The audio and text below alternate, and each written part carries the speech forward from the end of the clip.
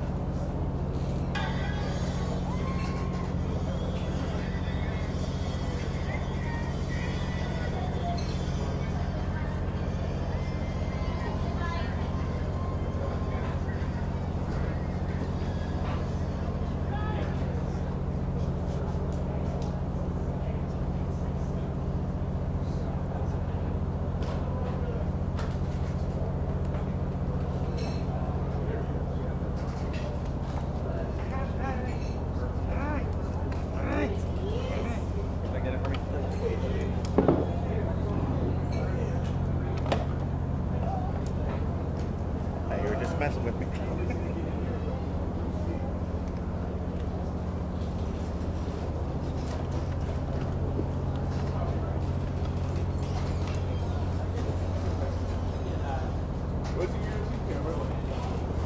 That's what I said too.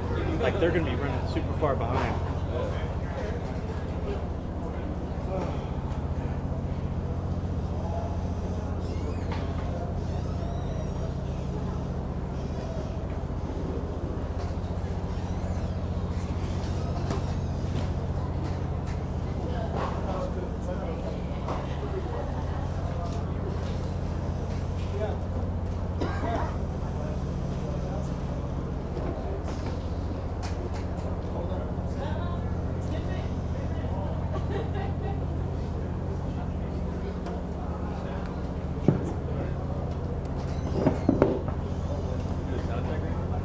He had tone earlier, mic level, but yeah, it's not.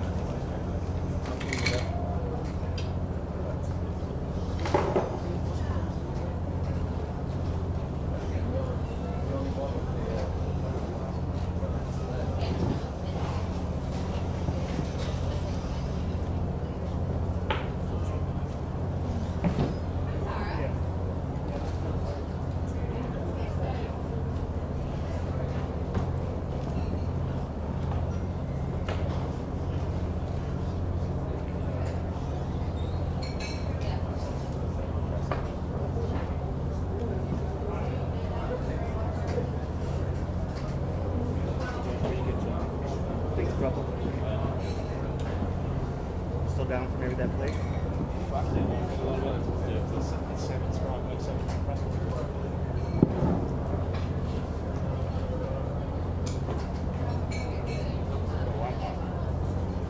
Yeah.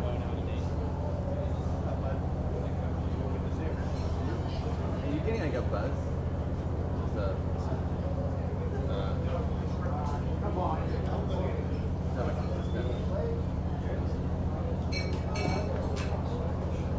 Not a loud one. I got that buzz. Which one?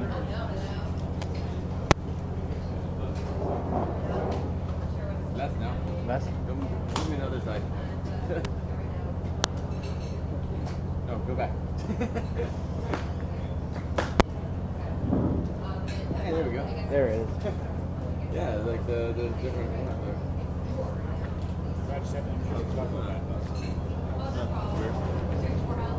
Actually, the rock. Yeah. That's right, don't worry about it. I'm not taking any. Just plug it in different. You're up, right? Yeah. I got no top yet. Looks like my back was way off.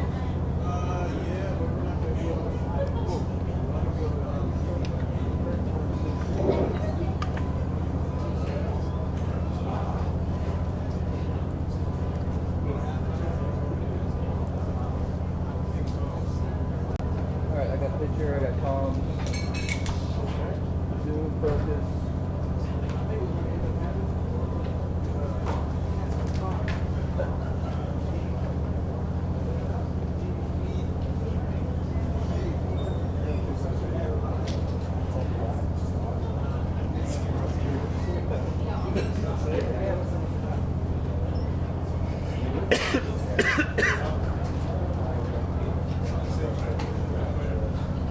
Yeah. Let me go through it again, or you this is me, I'm getting set up. Yeah, Kevin Ross. Yeah. You did camera first. I don't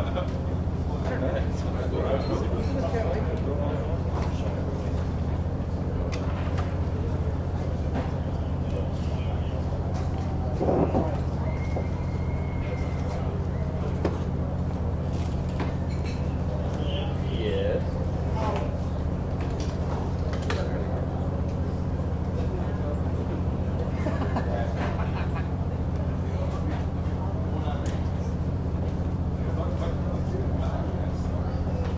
How's that? Oh, okay. How's that?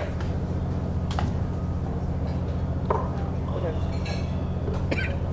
That's good.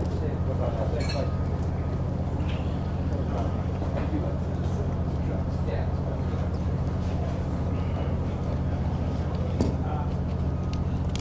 Pedro, congratulations! Pretty amazing victory for you. Give us I know you had a little time to soak it in now, so give us your thoughts on that win. Oh man, it was great. That was exactly the fight that I was, visualized. That fight I was thinking. I have a 10 weeks training camp for this fight. Some of my coaches, an American top team, he was, watching a lot of his fights because I don't like to watch my opponents fight. I like to go there and do my thing. So that's kind of like my coach's job to do. Go watch all the fight previews and see what we're gonna do to get the victory. They know like I kind of like to brawl, but also they were like, make sure I was being smart, especially at the beginning of the fight. Hurry him with the kicks, starting like, because we know that he's very emotional, he's starting like to get kicks and punch, things like that, and then he goes to kill. And that was the moment that we were working to get on that counter punch and then knock him out, or get just a hold. Once you touch that chin right there, he would go down. I tried to get a guillotine, probably I don't remember, but I remember going to his neck, but he did a pretty good job to go on his back and defending the guillotine attack. But later on the fight, we were able to connect the chin again and get the victory. It's interesting because it looked like you were fighting a game plan, but at the very end, it looked like you threw game plan out the window and just said, "To hell, let's go with it." Did you really envision it playing out like that? Because that final series was insane. That's kind of my style. It's kind of hard to not do it what I love to do, And that's one thing that a quote that I take with me, like we live by the sword, we die by the sword. And it's exactly what happened tonight. I knew in that exactly moment that it could go any way, could go either way, but I'm very grateful that, we got the victory tonight. And lastly, you've been chasing a title shot for a while. It's kind of cluttered up at the top of the division. Have you had any conversations with Dana or the matchmakers? Everybody, what do you think should happen, or have they been giving you any indication of what will happen after this? So tonight it was, that was a great moment for my life. One of the best finishes that I had, and especially finishing the former champ. I haven't thinking about what's gonna be next. I haven't talked with Sean. I haven't talked with Dana anything about yet. But I'm gonna right now in this exact moment, I'm gonna just enjoy the victory and probably later on thinking what's gonna be my next step. I've been hearing you for whatever reason. Pedro, congratulations. When you were in that final sequence throwing, did he ever hurt you? He hit you with a couple of shots. Did he ever buzz you at all? No, he didn't. A lot of people was telling me that I was kind of falling or things like that. I think we kind of just bumped to each other, and I kind of lost my balance because I don't remember like getting caught or any punch, things like that. As you can see, my face, looks pretty clean. I got some cuts in my head. I don't know if it was through the elbow or through the headbutt or something. But no, I was seeing everything's coming. I saw his punches coming. He shows when he's gonna throw the punch. He's a heavy puncher for sure. But I was able to block, and some of the punches that I ate it, like like I said before, I take one punch to give another one back. When you see him throw those wide shots, do your eyes kind of go, okay, now because you have an opening when he's throwing those from outside?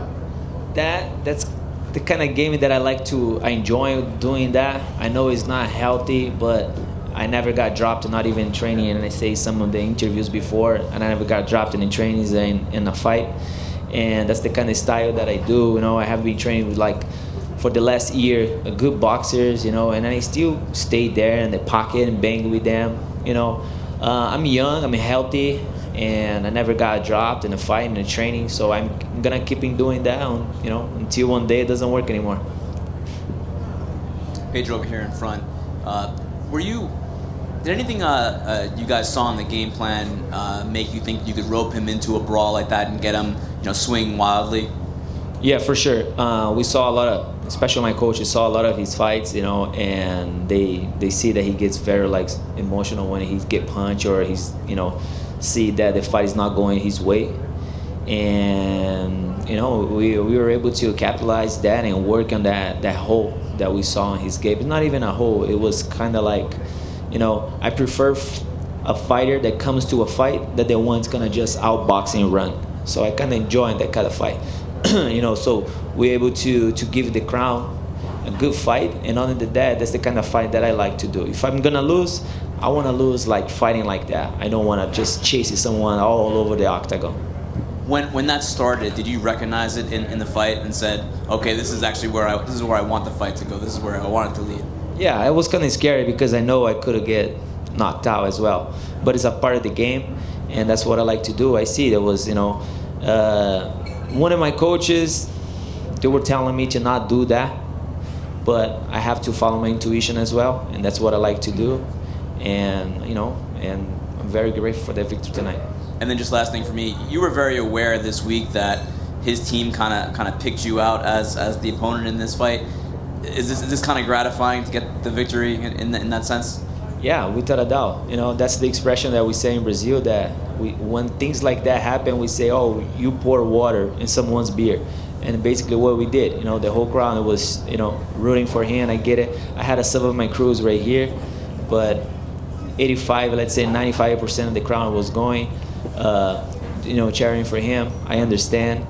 But yeah, that was a sweet victory, even though that, I was a big time underdog and coming with the victory, first round knockout against a former champ. Hey, Pedro, just one quick follow-up. I think when the first time he went down, it looked like maybe he was trying to complain of a headbutt. Do you remember that sequence? Did you guys clash heads at all? Because I didn't see it. But did you guys clash heads before he went down? I haven't watched the fight yet, but I think we did. That's why I got some cuts in my head. I think we both like to duck under and throw heavy punches. I think we did at the same time. It was not intentionally because I think it was hit at the back of my head, his forehead. So I haven't watched the fight yet, but if it was intentional, it was no. I couldn't see that coming.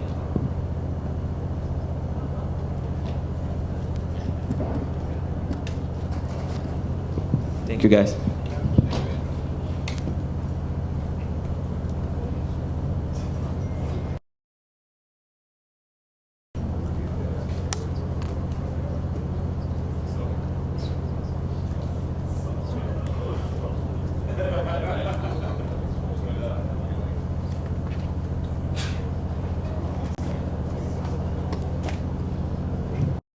Yeah. Tyron, I'm sure it's not a fun moment for you right now, but give us an idea, just the emotion that you're feeling right now. I beat a lot of ass in my day, and I've also been knocked down, had to bounce back. So I can give you a million excuses on earth, but I can tell you right now that I was prepared. I was ready.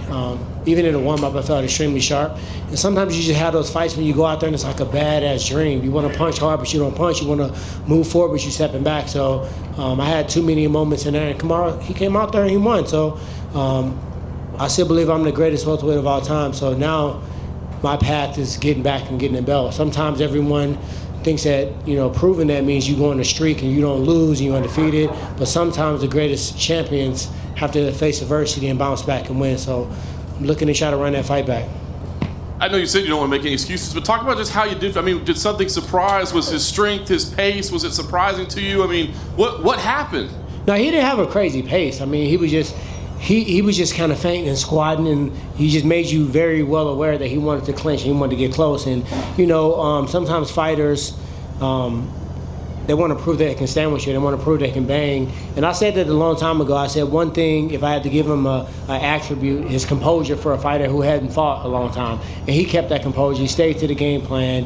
He took his time. He was patient. And, it just wasn't a good night for me. So, like I said before, we know what I'm capable of. I just looked to rematch that and run that back, man. That was my 5th title defense.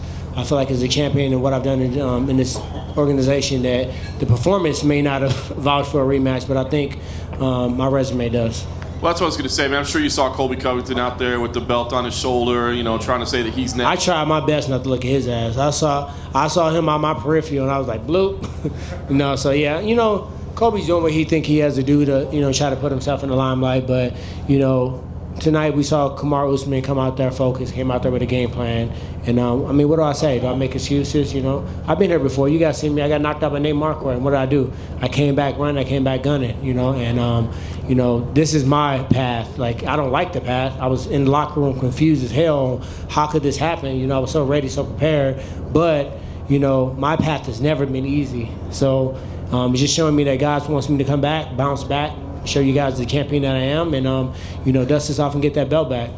And last thing for me, Tyron, immediately after the fight, it looked like you walked over to Usman and just to congratulate him. I'm just curious kind of what message you had for him there. You got to get props, man. You're fighting against somebody that all these promos are saying, I'm one of the greatest welterweights of all time. I knocked a lot of guys out. I beat a lot of wrestlers. I beat every specialist. And I've been in this game for a long time. And, him coming from the Ultimate Fighter show, it was a person that I'll have a lot of conversations about who to fight and how to do it and all these different things. So I joked around about that, but technically to a certain standpoint, he wasn't somebody that, he wasn't underneath my wing, but we would conversate. Even up until this fight, we talked in text message, and I said, I'm probably going to whoop Kobe ass first, but after that, me and you were going to fight when I thought I was going to fight Kobe. So I got to give him his respect because, like I said before, I've been on the other side of the stick a lot. I beat a lot of people up, knocked a lot of people out, won some close fights that people may have thought they won. So I just had to make sure he knew that he got my respect and he got his proper respect for winning tonight.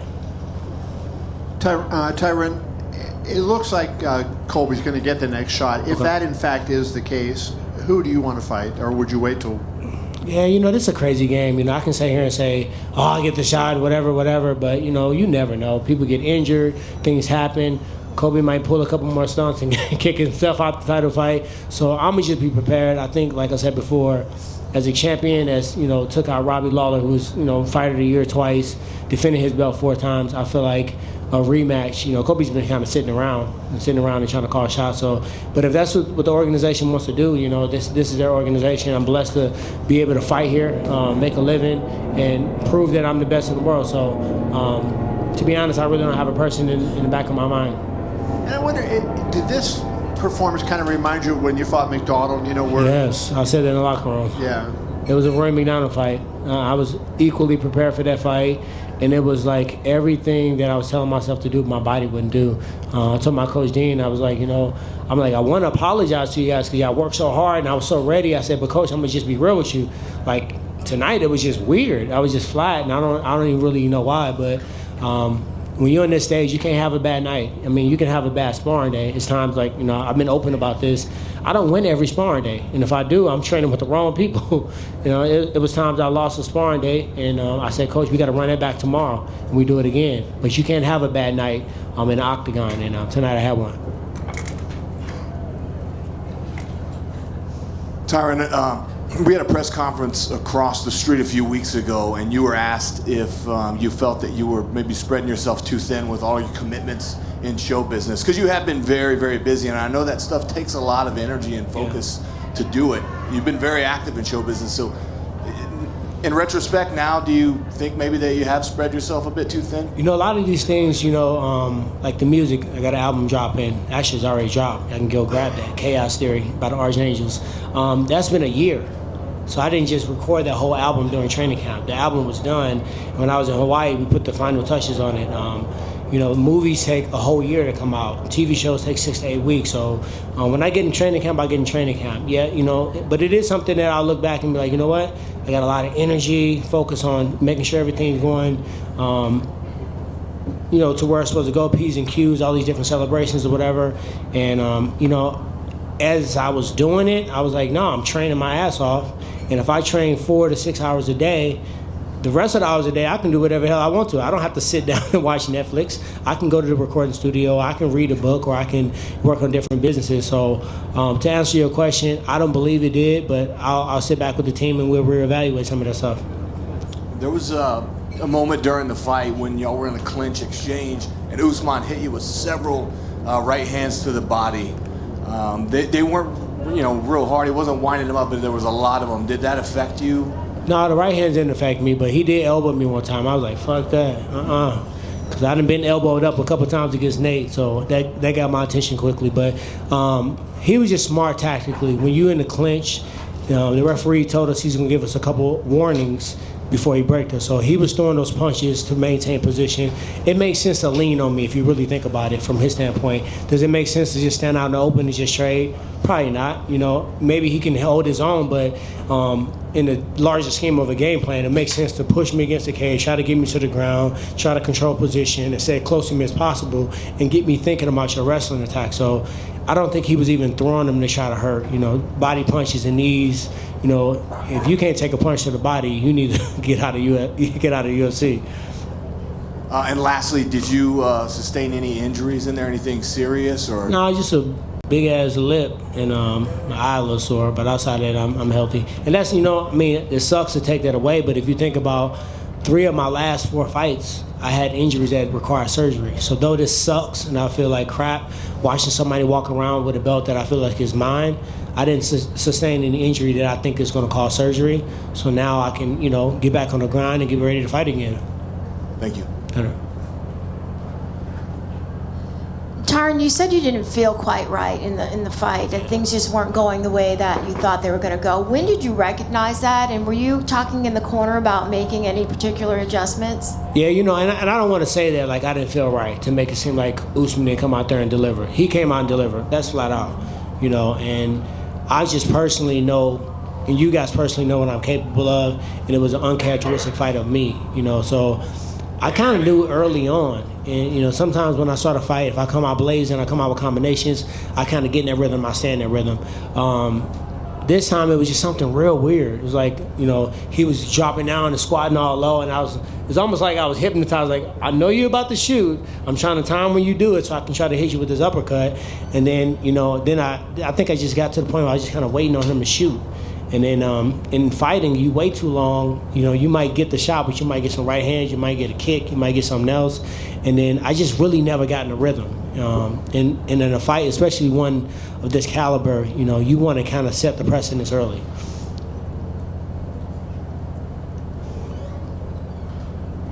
Hey, Tyron. What's up, my man? You had mentioned 185 a few times in the lead up to this fight. Is that at all a possibility, or are you focused on staying at 185? Man, I got to get that belt back first. I can't leave my division like that. I got to go back and get my belt back, and then from that point, I woke up to 185 and try to grab that belt. But right now, that's what's confusing me. I had this whole game plan about beating this guy, beating Kobe, going to get the 85-pound belt, defending her, and then sitting down and saying what the hell's next. So now, a detour. I got to go get my belt back. Probably, defend it again, because I can't assume. So I probably have to fight that division a couple times before I try to go up in. For your fight? Yeah, I can't watch. Yeah. So I turn to the side because, I don't want my emotions to get involved with it. Okay. But it looked like he had a choke, right? And the referee thought Robbie was out, but he wasn't out. Is that true? What happened? He said he wasn't out, but I don't. I mean, it's It hard to looked tell. it looked like it, but I mean, Yeah. I don't know. Yeah, I talked to Robbie a little bit afterwards too. Thanks.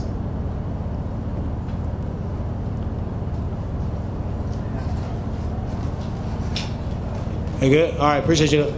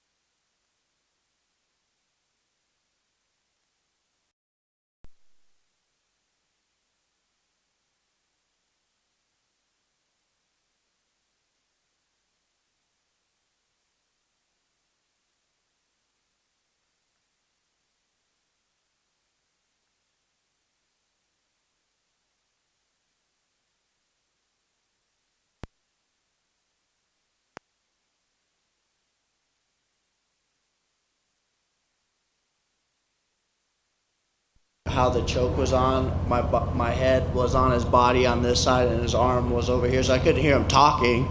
And I'm not going to just dangle a hand there, so I just put it down. And then when he checked, I gave him the thumbs up and looked right at him. I was like, hey, man, fuck, I'm good. I mean, it happens. I mean, he's a hell of a ref. He just made a mistake. Any talk to the commission or to him, or ask? I mean, I think replay could have been a possibility here about why maybe more steps weren't taken. Yeah, I don't make excuses. I just kind of like roll with the punches and try to be positive about the situation. I mean, I'd like to run it back. I mean, it is what it is. But I just don't like making excuses, even if if stuff like that happens. Whatever. Before that madness, you almost ended the fight yourself. I mean, give us an idea. Did you think it could have or maybe should have been stopped when you were wailing on him? I mean, it was. I got to go back and watch it, but I guess I slammed him pretty hard and hit him with some big shots that I felt like he was hurt pretty bad. He battled back. It was good, but I mean, whatever. Last thing for me, I think we'd all be down for a rematch, but will you appeal? I mean, that's not making excuses. Would you at least see if by chance they might look at it? Not a Robbie Lawler thing. It's not really my thing, but I have handlers who will kind of do that kind of shit for me. So I just, stuff happens in life. People make mistakes, and I'm not one to whine about shit.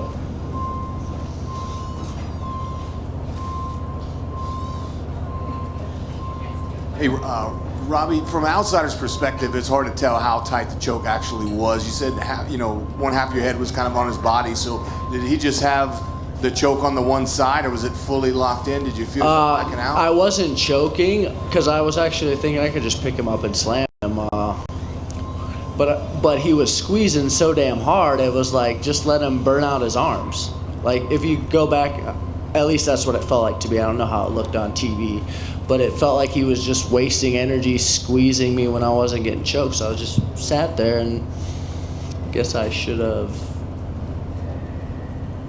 done the thumbs up a little earlier or something. I mean. So you weren't close to going out whatsoever? No. Okay. Hi, Robbie. Just curious, how close did you think you were to getting a finish in that opening sequence? He was beat up pretty bad. I mean, I don't really pay much attention. I was just going to keep beating on the guy, and he figured a way. Herb didn't stop it, and but I mean, I hit him with some good shots and beat him up pretty good. The slam was pretty rough. At least it felt like it was rough, like the way I kind of flung him or whatever. But I was landing big shots and landed an elbow, cut him up pretty bad. It is what it is. And considering that you did come out the fight relatively unscathed, are you looking to jump back in pretty quickly? I'm ready to get back to my family and spend some time, maybe go on a vacation. But I'm going to get back to work on Monday and just start building. I like to run it back. We'll see what happens. I'm not sure what my Dave Martin's going to do, and then what Dana thinks and what the commission thinks. But I'd like to run it back and do it again.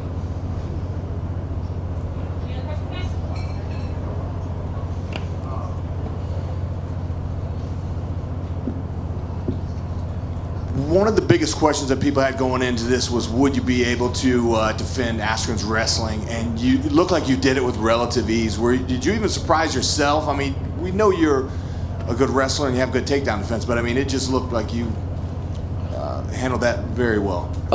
I have really good training partners. Kami Barzini's been working on my wrestling ever since I came down to Florida. Greg Jones has been sharpening my skills, and obviously Logan Storley, one of my main training partners, has been working out with me. I can wrestle, and the more I do it, the better I get, and I'm stronger than hell right now, like really strong, so that helps in all those positions. And my strength and conditioning coach, Mike Barros, did a great job of getting my hips strong and my core strong, so I'm able to defend takedowns and do stuff a little easier.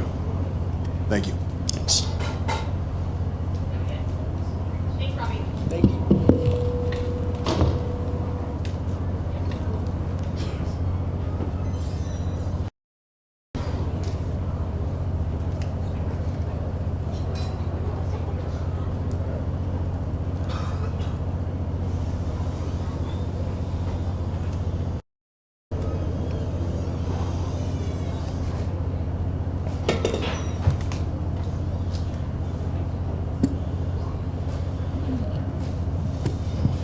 How's it going? And the long journey to get here. I know you didn't get the result you wanted, but still, I mean, main event, big time title shot against, perhaps the greatest of all time. You go the 5 full rounds. What's the emotion like for you right now? Just really disappointed. I don't know, man. I don't know what happened. I did exactly what I told everyone I wasn't going to do. I let Jon Jones sit back and be Jon Jones. I don't know, I guess sometimes you just go in there, it's not your night, I guess, but that's just not good enough for me. I don't know, I just couldn't pull the trigger. And when I did, I didn't combo up like I was supposed to, and I don't know, man, I didn't do anything I was supposed to do, except for defend the takedowns, and I think I did a much better job of checking kicks than I have in the past, but my cardio held up, so all you fucking idiots can stop talking about it. I mean, that's really the only positive I can take from this, man. It's a whole fuck ton of negatives, that's for sure. I'm curious because you said right after, I did what I wasn't supposed to do, and it went against. I mean, is it something about the moment, or is it something about just Jon Jones? Is it something he does in there that makes it the game plan kind of go out the window? No, I don't even think it went out the window. I just didn't do it. I don't know what happened. Honestly, man, I don't know. I've been trying to. We've been sitting back there talking. I don't know, man. For whatever reason, I just didn't pull the trigger. It's never happened to me in my entire career. Like, you guys have never seen me sit there and sit idle. It's just not my thing, I don't know what happened, but it sucks. Lastly, for me, I mean, it seems like you're really frustrated over anything else. But I mean, are there positives to take from this? I mean, there's people who said you didn't deserve to be in there, and you went 5 rounds. I mean, Jon Jones has run through people in the past, and you made it to the end, and he praised you for your durability after. So, do you take any positives to say I belong here, and I'm going to continue to belong here? Well, I mean, I absolutely belong here, and I think that the fight alone proves that. And I don't know what other 205er is going to fuck with me. I just don't see that happening. I mean, I was in there, you know what I mean? And it wasn't. I don't feel like I got ran through. I just kind of got shut down. I mean, I don't feel like Jon Jones just went in there and beat the shit out of me. I just couldn't get going, And I mean, that's Jon Jones, though. I guess he. I said I needed to force Jon Jones to fight me, and I didn't do that. He didn't fight me. He nullified me, and it's gonna haunt me for a long time. And I'm gonna have to get back to the drawing board and sit down with Mark and Scott and figure out what the fuck happened. Anthony, congratulations on a great effort. Did you feel like the kicks to the body, those spinning back kicks he had, took anything out of you and slowed you just a little bit, that maybe that was a reason that you couldn't get your offense going? It could have been. I mean, as far as the effect that the body kicks had on me, like physically, it wasn't there, but it definitely gave me something else to look for, but again, that's we worked on those time and time again, and it just, I don't know, for whatever reason, his timing was a little bit different, and he set him up a little bit differently than he has before, so I mean, I didn't see anything that I wasn't prepared for. I think that I dealt with the oblique kicks pretty well. I don't think he really got any of those off that were effective. I blocked almost all the. What did he throw? Like 10 head kicks. I think one of them got through just a little bit. I mean, he didn't do one thing that I wasn't ready for, and that's what the frustrating part is. I didn't see anything that I haven't been seeing for 9 weeks. Can you explain what happened? Both, he seemed to have that illegal kick to the head first, and then the illegal knee. First, the kick, did that get through to your face, and then the knee? Can you kind of talk us through sort of what your thought process was after that landed? Yeah, the kick was hard. The kick was really hard. And I kind of got lost for a second, trying to figure out. It was one of those times, like, was I on my feet? I couldn't figure out if it was illegal, and I realized, like, no, I was sitting on my ass. And Herb said that it was to the body, and so we kept on going, and then the knee happened, and again, I was, it was really, it's confusing when shit like that happens because you're not expecting it because you're down. Which is exactly why I wasn't coming straight to my feet, because Jon times that stuff so well. You kind of got to time it perfectly. So, I don't know, man. It was the two hardest shots I took all night. Did Herb say anything to you afterwards about that? I mean, did he talk to you at all about the kick to the face? No. I imagine him and Mark Montoya and Bob Bennett and those guys are going to have that conversation at some point in time tonight. And I wonder if you can just is Jones as good as you thought he was, or do you feel like maybe he wasn't as good in that you showed that he was overrated? No, that's a beatable man. That I didn't walk out of there thinking, wow, he's a lot better than I thought, or like when Rampage lost to Jon and he stood there and said, like, this kid's for real, this guy's good, like almost laying out to Jon. I don't feel like that. I'm not going to take anything away from him because he did a phenomenal job of doing what he had to do tonight. But that's I don't have the feeling that's a guy that I can't beat. I just didn't do. I didn't do anything I was supposed to do, and I still went, and I still was in there. It wasn't like he ran right over me and made me look like I was. I don't feel like I got embarrassed. And I'll be back. Jon Jones and I will see each other again. That's for sure. Because there's no one else in the entire fucking division that's going to do anything about that. I don't care who it is. There's no one else that's going to stop me from getting back to Jon Jones. Anthony, back here, all the way in the back. Gotcha. Just point blank, is Jon Jones a dirty fighter?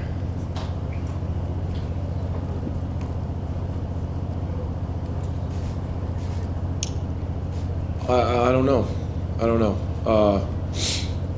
Are you talking about the kick and the knee and all the other bullshit? Even prior to your fight, I think that there's some idea as well. As far as the PED stuff, man, I mean, it'd be real easy for me to sit here and blame it on that, man. As far as that goes, no, I don't think he is right now. I'm not saying that he's not. He hasn't ever been. I'm not. Again, I'm not going to give Jon a pass. I think he has used PEDs in the past, but I think that right now he's a clean fighter. Until I see the knees and the kick, or the knee and the kick from the outside, I don't know what he was seeing, so I can't answer that question either. And you've been in there with former champions, you've been in there with hard hitters. What's the biggest difference in the level between a guy like Jon Jones and those other fighters at 205 that you fought?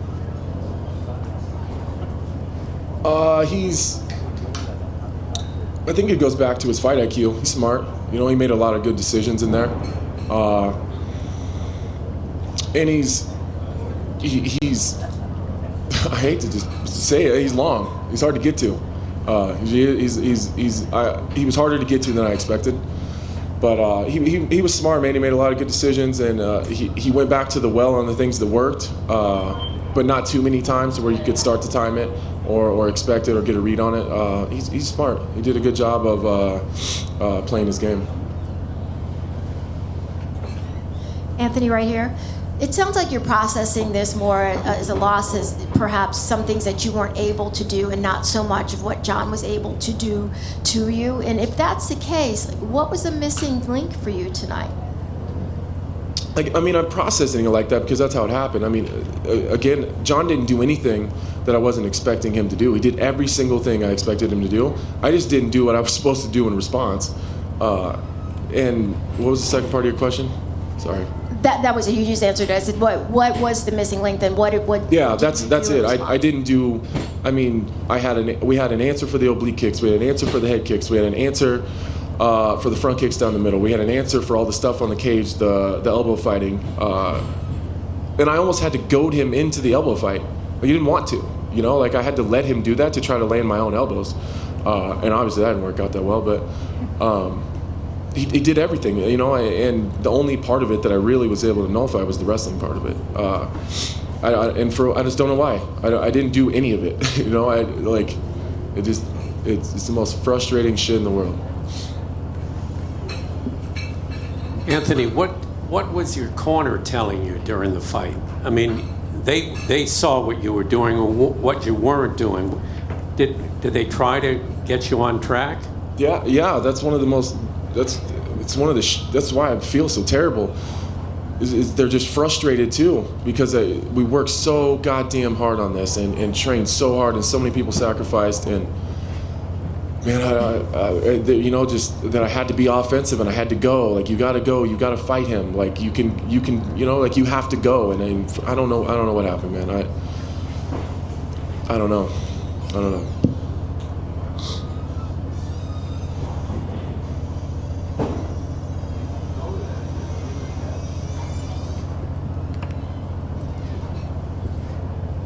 So in the beginning of the last round, when it was clear that the fight had gotten away from you on the scorecards, it looked like you started off a lot more fast-paced. Did you, just for that moment, did you feel a little freer to just kind of see what happens if you throw something out there?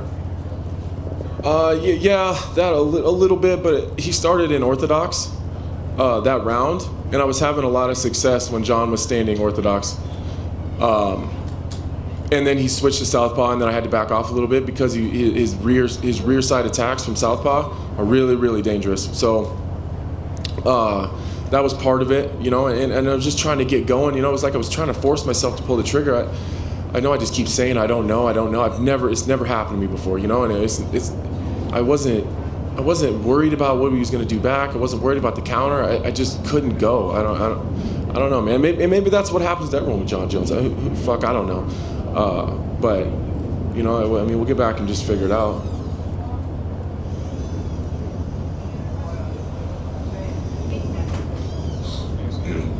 Thanks, guys.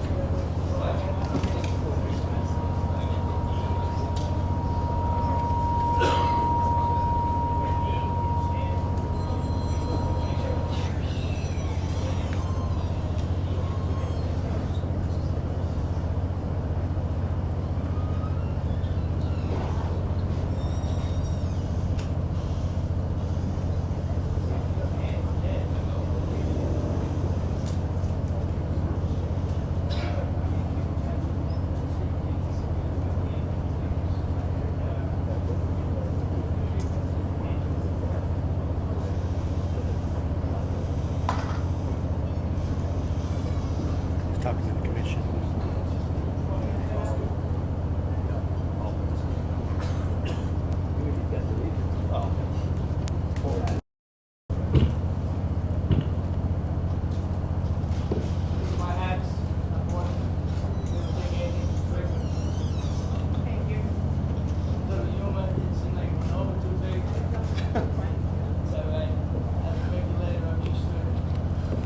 Bob, thanks for coming back here and spending some time with us.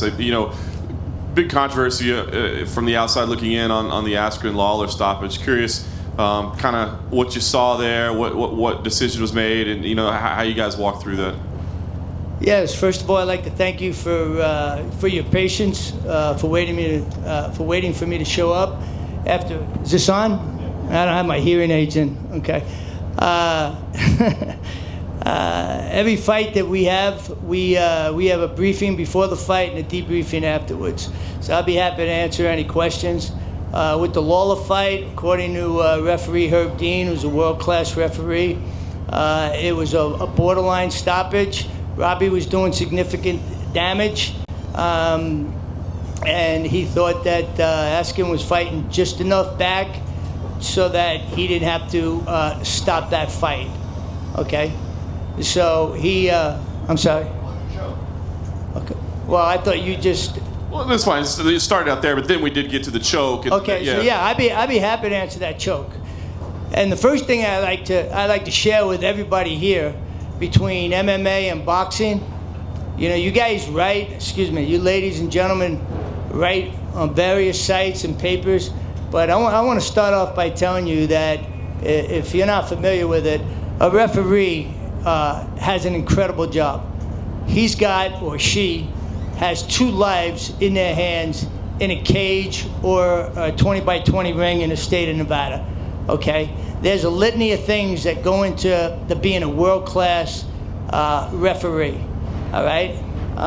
And this particular question, in the Bulldog choke, on Robbie, you could see it right in front of us that when Herb picked up his hand just dropped, okay?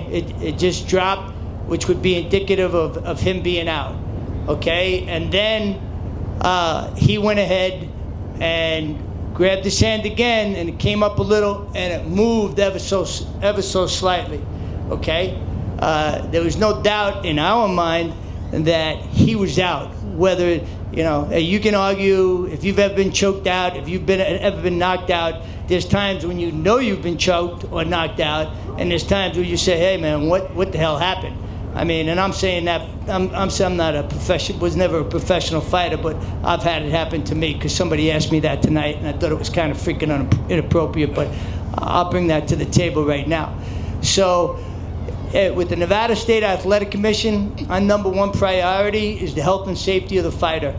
In our pre-brief fights, I specifically instruct the referees to make sure we stop the fight one punch or one kick sooner than later, okay? In the interest of the health and safety of the fighter, Robbie's a phenomenal warrior. He's been in the business for quite some time. He was clearly out. If you were sitting where we were, which you were on the opposite side of where we were, and anybody that follows boxing knows that sometimes that can be critical in making a decision.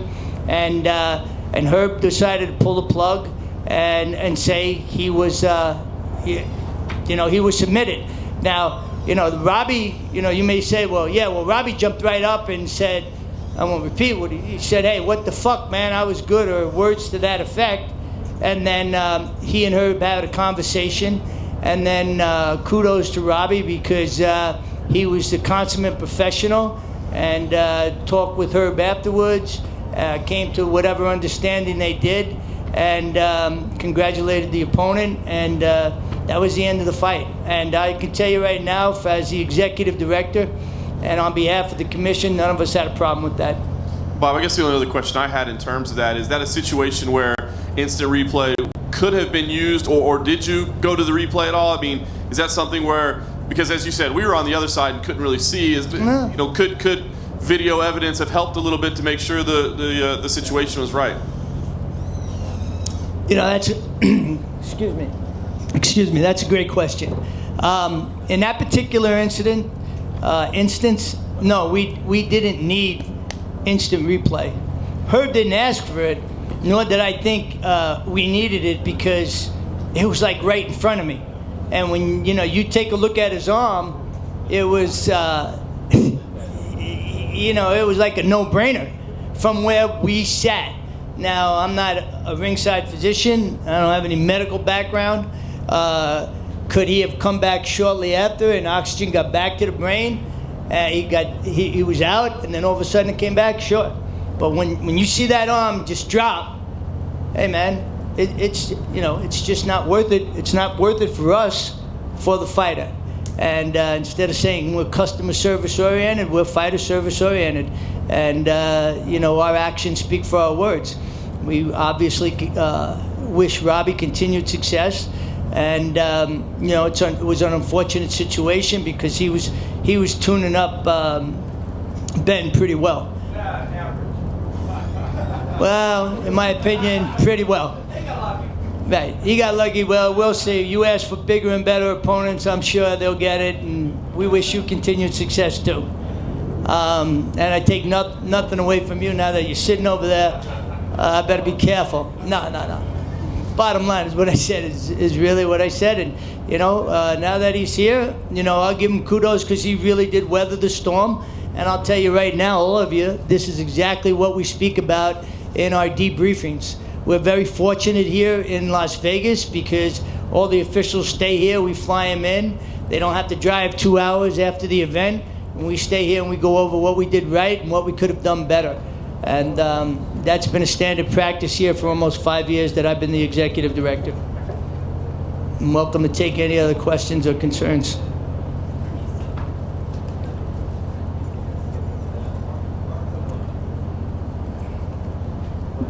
Hey, Bob. Right in front. Sorry. Told you, my hearing aid. Been around too much gunfire in my life, so be careful. Now, go ahead, Mark. I just want to get a clarification on the replay rule in Nevada. Now, correct me if I'm wrong. Replay can be used during the course of the fight, and the fight can still continue. I know in a lot of other jurisdictions that if you're going to go to replay, the fight has to end after that. That's it. Correct?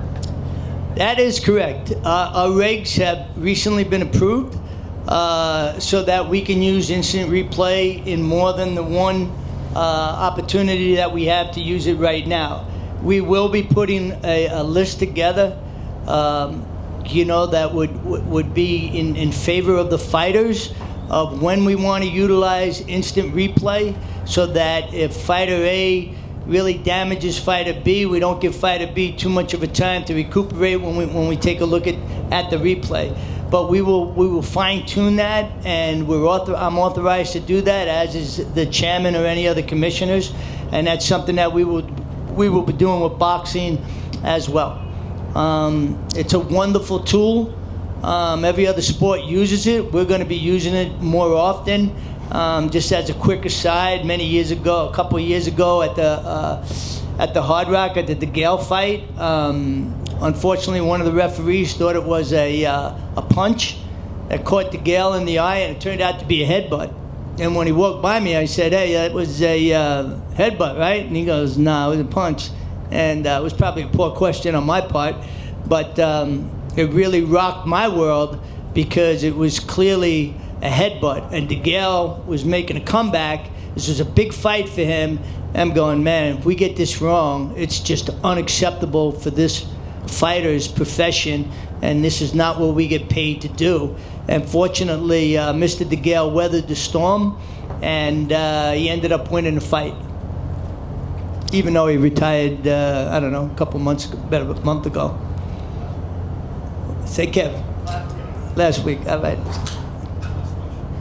Bob, in the main event, when Jones struck Smith when he was on the ground, when Herb was deciding the penalty, he stopped and watched the monitor. He watched the overhead replay of the incident. Is that encouraged? Is that part of regulation? How does that work? Another great question. Based on the fact that our regs were just recently approved to utilize instant replay, and we don't have a standard operational procedure for them. I spoke with the referees about it prior to the fight, and I said, hey, you get something that comes up, you're not sure if it was a headbutt, a kick, a knee for a grounded opponent, let me know and we'll go to the instant replay. So in that particular case, I had already been speaking to the people in the truck so that we could make sure we got it right back, and got the information I requested right away for the referee, and that's why it was implemented tonight. It might have been somewhat awkward, but when all is said and done, as far as we're concerned, it's in the best interest of the fighter, and that's why we're here. I hope that answered your question, Adam. So, Bob, right here. Thank you. How you doing, Bob? All right, Lance. Hey. Can you explain exactly what happened? So it has to be an intentional thing for the fight to have stopped and be ruled a DQ, or what exactly was the ruling based on with the 2 points? Okay, Herb, make a long story short, because there's other things I could speak about, but, Herb thought that was an intentional foul. He believed that, Mr. Jones had several techniques that were borderline. They weren't any fouls, but he was throwing some kicks and some knees that were, very close. And when that knee hit him in the head, Herb thought it was intentional, called it intentional. Mr. Smith was able to continue, and thus Herb took a mandatory 2-point deduction, or he could have DQ'd him. Why not the DQ? Because Mr. Smith, Anthony, was able to continue. Hi, Bob. Right here. Thank you. So this is definitely not the first time we've seen Jon Jones involved in something that seemed like an intentional foul, and definitely not the first time that it's happened in Nevada. Is this something that you want to consider as far as instructions to him in the corner, or when his licensing hearing is coming up? Is this something that's going to play a factor in any decisions Nevada makes with him? Yeah, no, that's another great question, and I want to thank you for I don't want to make a habit of it, but I want to thank you for asking me to come and speak today. No, we don't have any prejudice or bias towards Mr. Jones and the manner in which he fights, or any other fighter. I can assure you on the championship fights that either myself or the chief assistant, Jeff Mullen, tonight when we had 2 championship fights, we go into the dressing room and we go through the pre-fight instructions with the fighter, with the referee. The chairman Marnell III also goes, and sometimes some of the commissioners, so that when the referee gives a pre-fight instruction, there's a clear-cut understanding that, the fingers have to be back, that some people have some concerns about that, and rightfully so. So, that'll be emphasized along with the other unified rules. If a fighter in the past has had a habit of doing something that's borderline, typically the other camp will bring it up, and we will say, listen, we will address it with that fighter. Right now, we're addressing the same unified rules with you, and if that comes up in the fight, we'll address it at the fight, during the fight, excuse me. Does that answer your question? Thank you. Anything else? You sure you don't want anything? I'm so excited. Yeah, I think so. Yeah, you're looking for somebody bigger and better, huh? It's definitely not me. Thank you very much.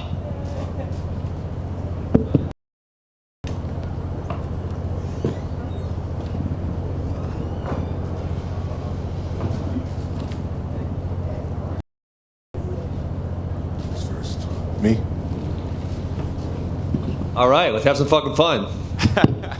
It's been a wild night. We probably shouldn't expect anything less from you, but obviously it's not your job to call the end of the fight. So I mean, with the way things played out, how are you feeling right now? Satisfied? Unsatisfied? Yeah, I feel great. I went and did my job, and I watched the video. I saw the arm go limp. I know he said he was trying to relax himself, but I don't know any conscious person who just goes, I mean, right, this doesn't happen. So, but that's not my job. And to what Mr. Bennett said, they tell you in the pre-fight room, if I'm saying protect yourself, protect yourself, protect yourself, you have to give me something. And he said he couldn't hear me, but there's definitely nothing. My arm's here, so there's definitely nothing over that one ear. You definitely took some damage early on. Absolutely. I mean, give us an idea of how you felt in there. Were you concerned that the fight might be stopped the other way? Yeah, I really wasn't even thinking about that. You know what? Actually, my initial entry was pretty beautiful. I had single leg to a drag, kind of almost took his back, and then where it went all wrong was he got his arm out the side, and he's really freaking strong, and he went up and down really fast. I was able to reposition myself before the fall, so I fell on my head. And not only did I fall on my head, then he had my wrist trapped. So then he was unloading punches because my wrist was trapped. I couldn't get out to defend myself. And it took me a few minutes to get that squared away. And once I got it squared away, I didn't watch this part of it, but I believe I got in some type of half guard, popped up, put him against the cage, eventually got a takedown, and then the choke. He came in a little earlier and handled himself with class, but did say he'd really like to run it back. Considering the way it ended, would you be open to a rematch? Not really. I mean, I didn't really want to fight him in the first place. I like Robbie Lawler a lot. What's the point? Right now, I got a plane ticket to London. I heard they gave Colby Marty, which that's kind of annoying. Nobody likes Colby. Just get him out of here, please. I thought he was getting traded or something. So I'm going to go to London. Till versus Masvidal, that's like 3 versus 6, 3 versus 7. I think the winner of that's probably going to be top 3. And that's who I'd like to fight. Right here, man. Yeah. You tweeted some comments a couple hours ago, about 2 hours ago. Yeah. Can you clarify what you meant by that? Absolutely. Man, if I would have fought like that, the arena would have booed me out of the place. I mean, how many times did they get broken up because of lack of action? And obviously, on Tyron's end, as a competitor, Tyron needs to let his hands go and get it going. But as far as Marty's concerned, he was just pushing him into the cage when he was on top, wasn't really doing much. And that's like something I've got criticized excessively for in my career, and I've never held anyone against the cage for a while. So, I didn't really like that. Ben, obviously, I understand there's some bias involved. Right, exactly. That's what I'm getting at. I know that's kind of your MO to, get under people's skin, but I mean, you really believe that? A lot of people think that was an exceptional performance by Usman. I don't know, really? That's not what I felt when I was watching it. I felt that Tyron didn't let his offense go. That was what I felt when I was watching it. I mean, really, Kamaru, Marty, whatever his damn name is, he pushed him against the cage. When he got the takedowns, it's not like he progressed anywhere. There was the one segment in the 4th round when they really both kind of let it go for about 30 seconds.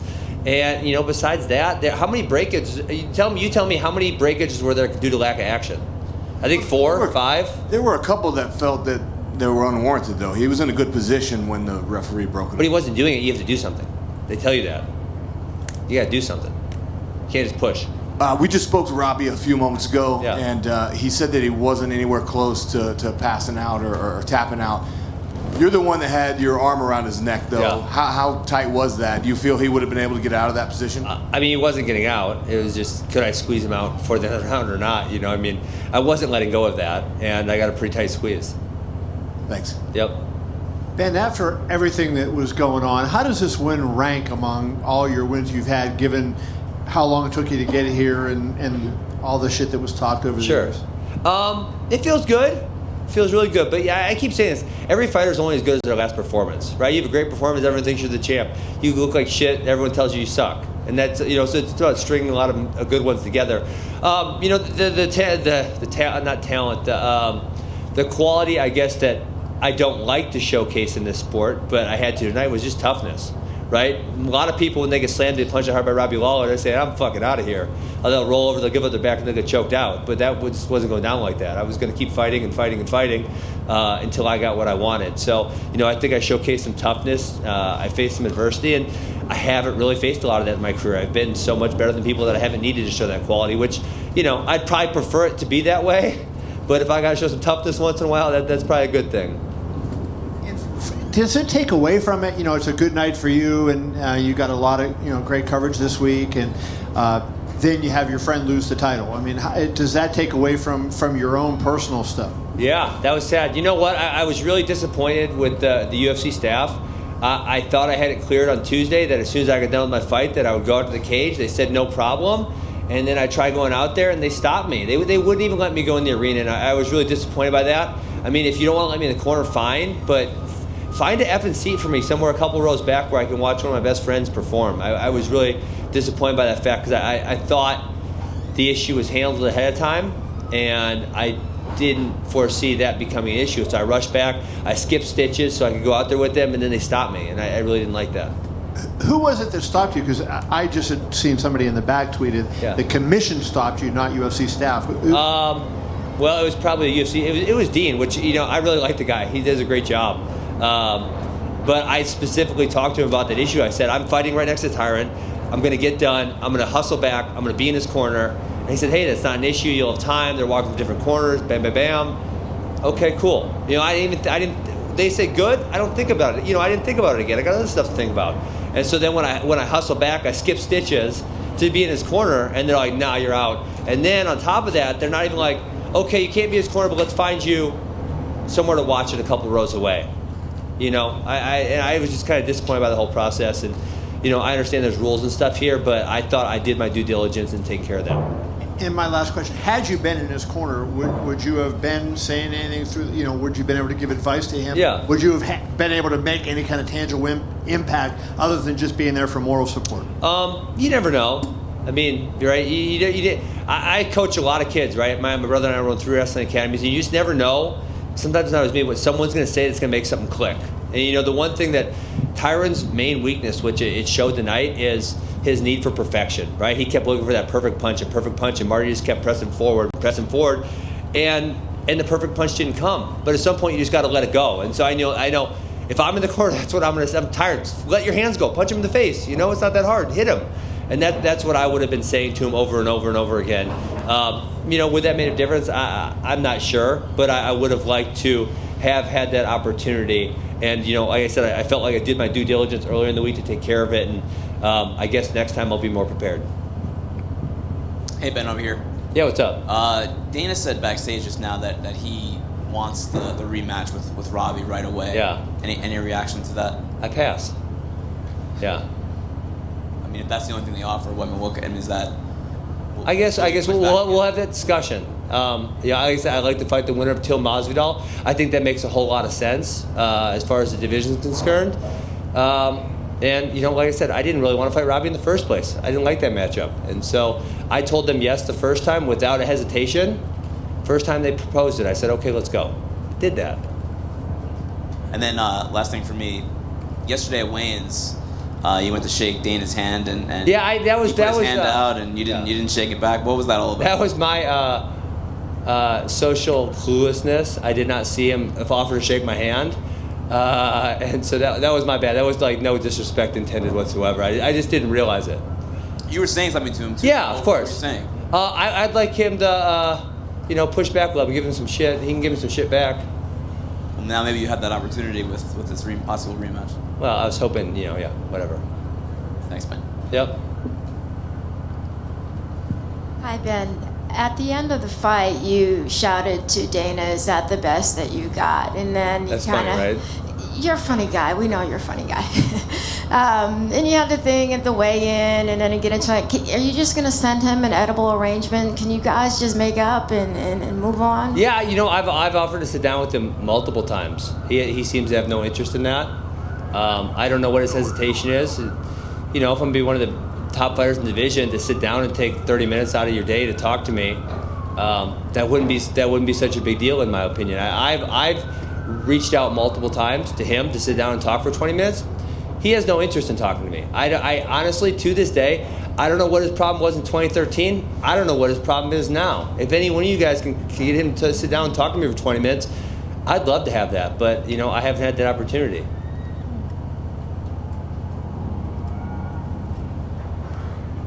Anybody else? All right. Thanks, guys.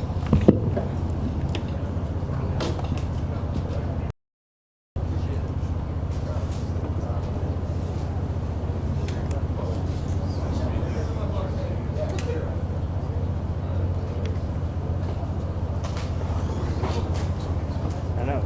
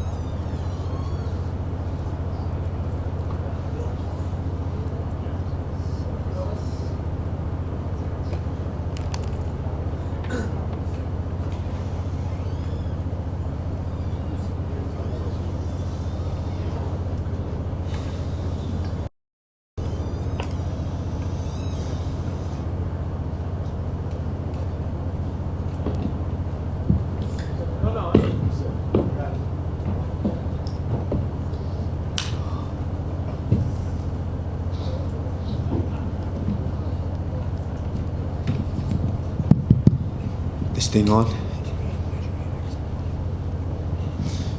Oh man. First thing I want to say, Salam alaikum, alhamdulillah. I want to thank everybody for coming out. I want to thank everybody for the show all week. Everything that you guys put together, especially you media, you know, whether good or bad, at least you're writing about something. You're writing about me, and you're giving me that platform to be able to inspire and motivate. And you know, Naija, we don't do a telese, we go do a telese. We know the ever karelas, and we don't do it today. Make everybody stand up. Naija, we don't day. First question. Karu, couldn't help but notice you came in a wheelchair here and limped to the chair. So give us an idea of what's going on, what your status is. Man, I've said it. You know, when I came in, I said this is what I was gonna do. I said I was coming for that welterweight strap, and there was nothing that was gonna stop me from attaining that and achieving that. For a long, long time, I've been on one leg. I've been fighting fights on one leg. When I fought in the Ultimate Fighter finale, I had microfracture surgery, and that's usually an 8-month recovery turnaround. I had to fight 3 months after that, and I fought 3 months after that, and I had to train through that with that. I've been on one leg the whole time, and coming into this fight, I was in a boot all week. I fractured my left foot, and I was in a boot. I was walking around in a boot, but nothing was gonna deter me from achieving what I've been, you know, what I've set out to achieve. And so, you know, I'm hoping that I can go back and have the doctor really look at it. You know, now I get a little bit of time. Now, I don't want that much time because, you know, there's a couple of guys I need to beat up, but I need a little bit of time to let these injuries heal so I can not just be 30%, so I can be 100% inside that cage.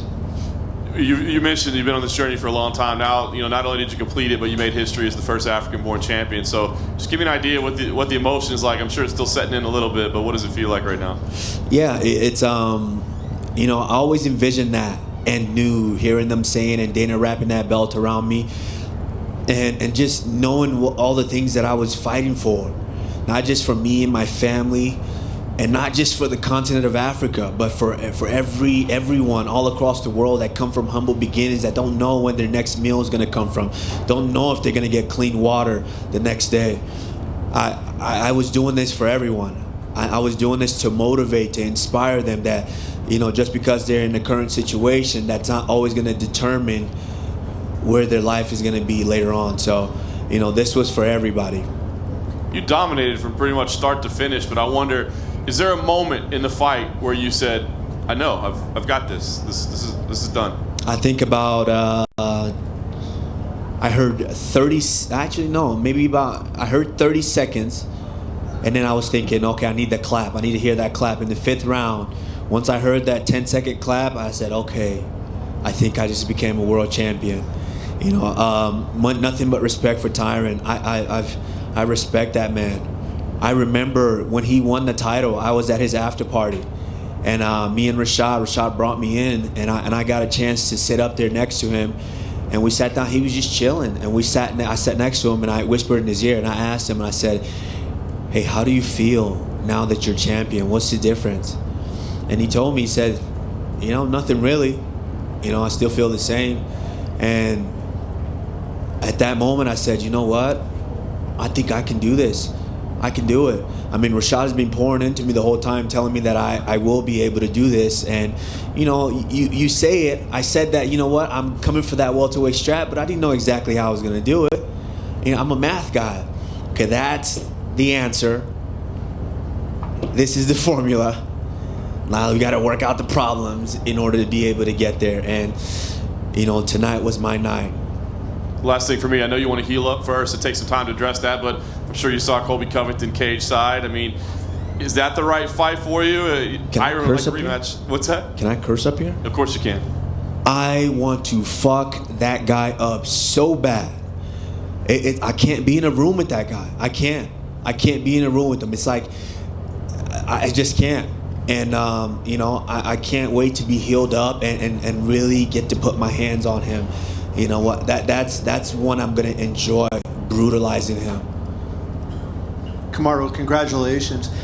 You talk about, wanting to make a difference in people's lives in Africa. Are you going to do anything are you going to visit there? Are you going to do any kind of charitable acts? I know when I talked to you, you said, just watch what I do when I become the champion for those people. So I'm just kind of curious what your plans might entail.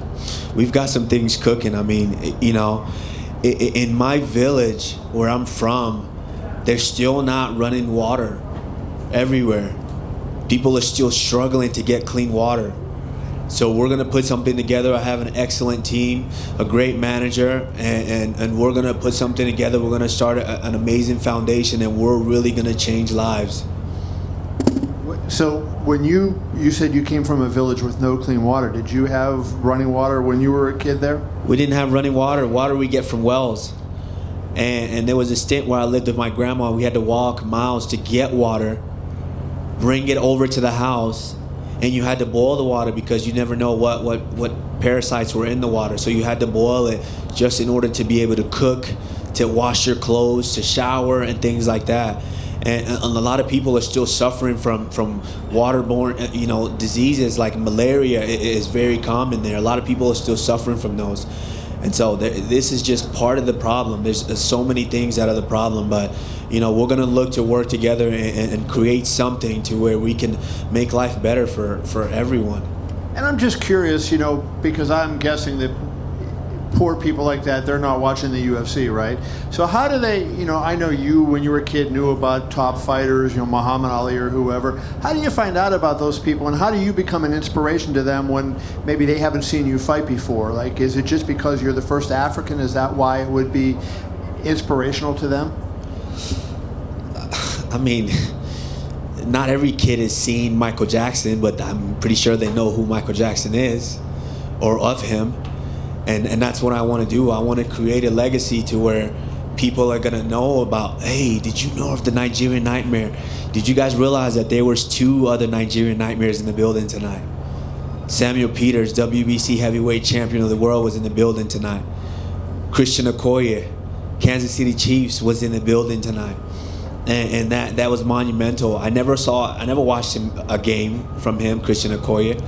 I never actually watched a live fight from Samuel Peters, but I knew these were Nigerian Nightmares that came before me, and it was just amazing. I mean, that's just how it goes. When you leave a legacy and you leave an excellent body of work, it will trickle down and people will find out about it.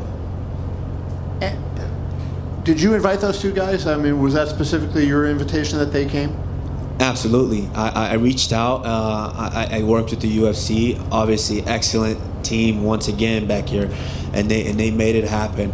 I said that I wanted those guys here. I wanted to pay homage to the guys that inspired me, even though they didn't know they inspired me. Like I said, I never watched their game. I never watched their live fight, but I've watched highlights. Once I found out about these guys, I had to look them up, and I had to research them, and I did, and they inspired me. And so I had to have them here and pay homage to these guys. Sam Peter could bang. He was a killer. Oh, yeah, definitely. My last question, if you say you were 30%, what were you limited in doing? Because you took a guy that some people were saying was the greatest welterweight of all time, at least in that conversation. You neutralized his offense almost 100%. So what were you limited in doing? Because it didn't look like you were too limited. Yeah, to this day, people haven't really seen me open up my kicking arsenal. I can kick, everybody. I can kick. I work with one of the best striking coaches in the world, Henry Hooft, and we can kick. And people really haven't seen that. I've been on one leg for years now. So being able to open up and use my kick would make me so much more dangerous. It wouldn't even be fair once I start to use some of the weapons that we work on. But when I get in these fights and I have to go through the ringer to prepare for them, and I know that I'm not 100% going in, winning is the most important thing, and dominating is the most important thing, and that's what we've been doing. Congratulations, Kamaru. Right here. Congratulations. Yesterday, Israel Adesanya was very adamant to make it clear he wanted you to become the first Nigerian-born UFC champion. Have you had a chance to speak with him yet and get his congratulations? Izzy is my boy. Not after the fight, no, not yet, but Izzy's my man. I mean, a rare talent. And I met Izzy before He even got into UFC when he was fighting over in China. Rashad Evans was over there, and he said, "There's another Nigerian here. This is another Nigerian here." And Rashad watched him fight over in China, and Rashad said this guy was going to be a problem. And Rashad FaceTimed me with Izzy sitting next to him.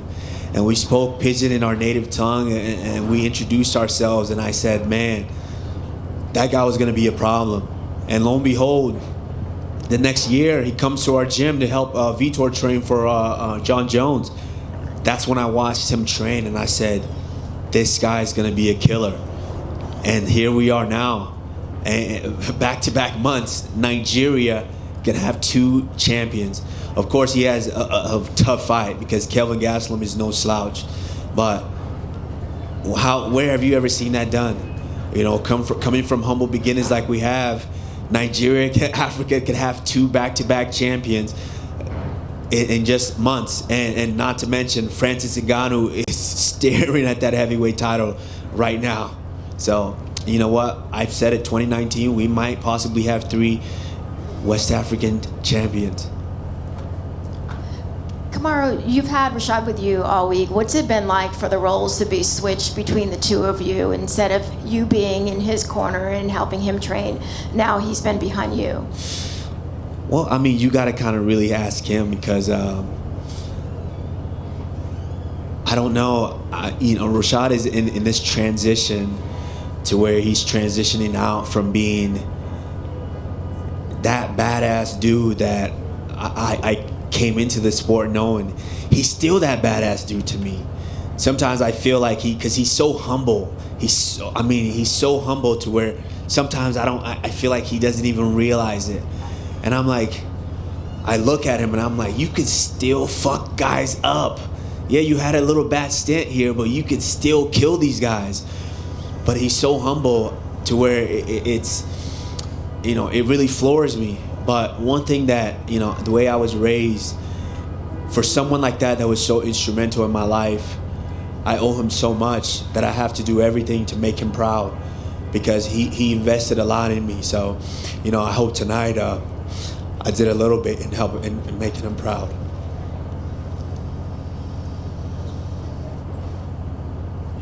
Thank you guys. I appreciate it. All the good, the bad, everything you guys write, I appreciate it. Thank you so much.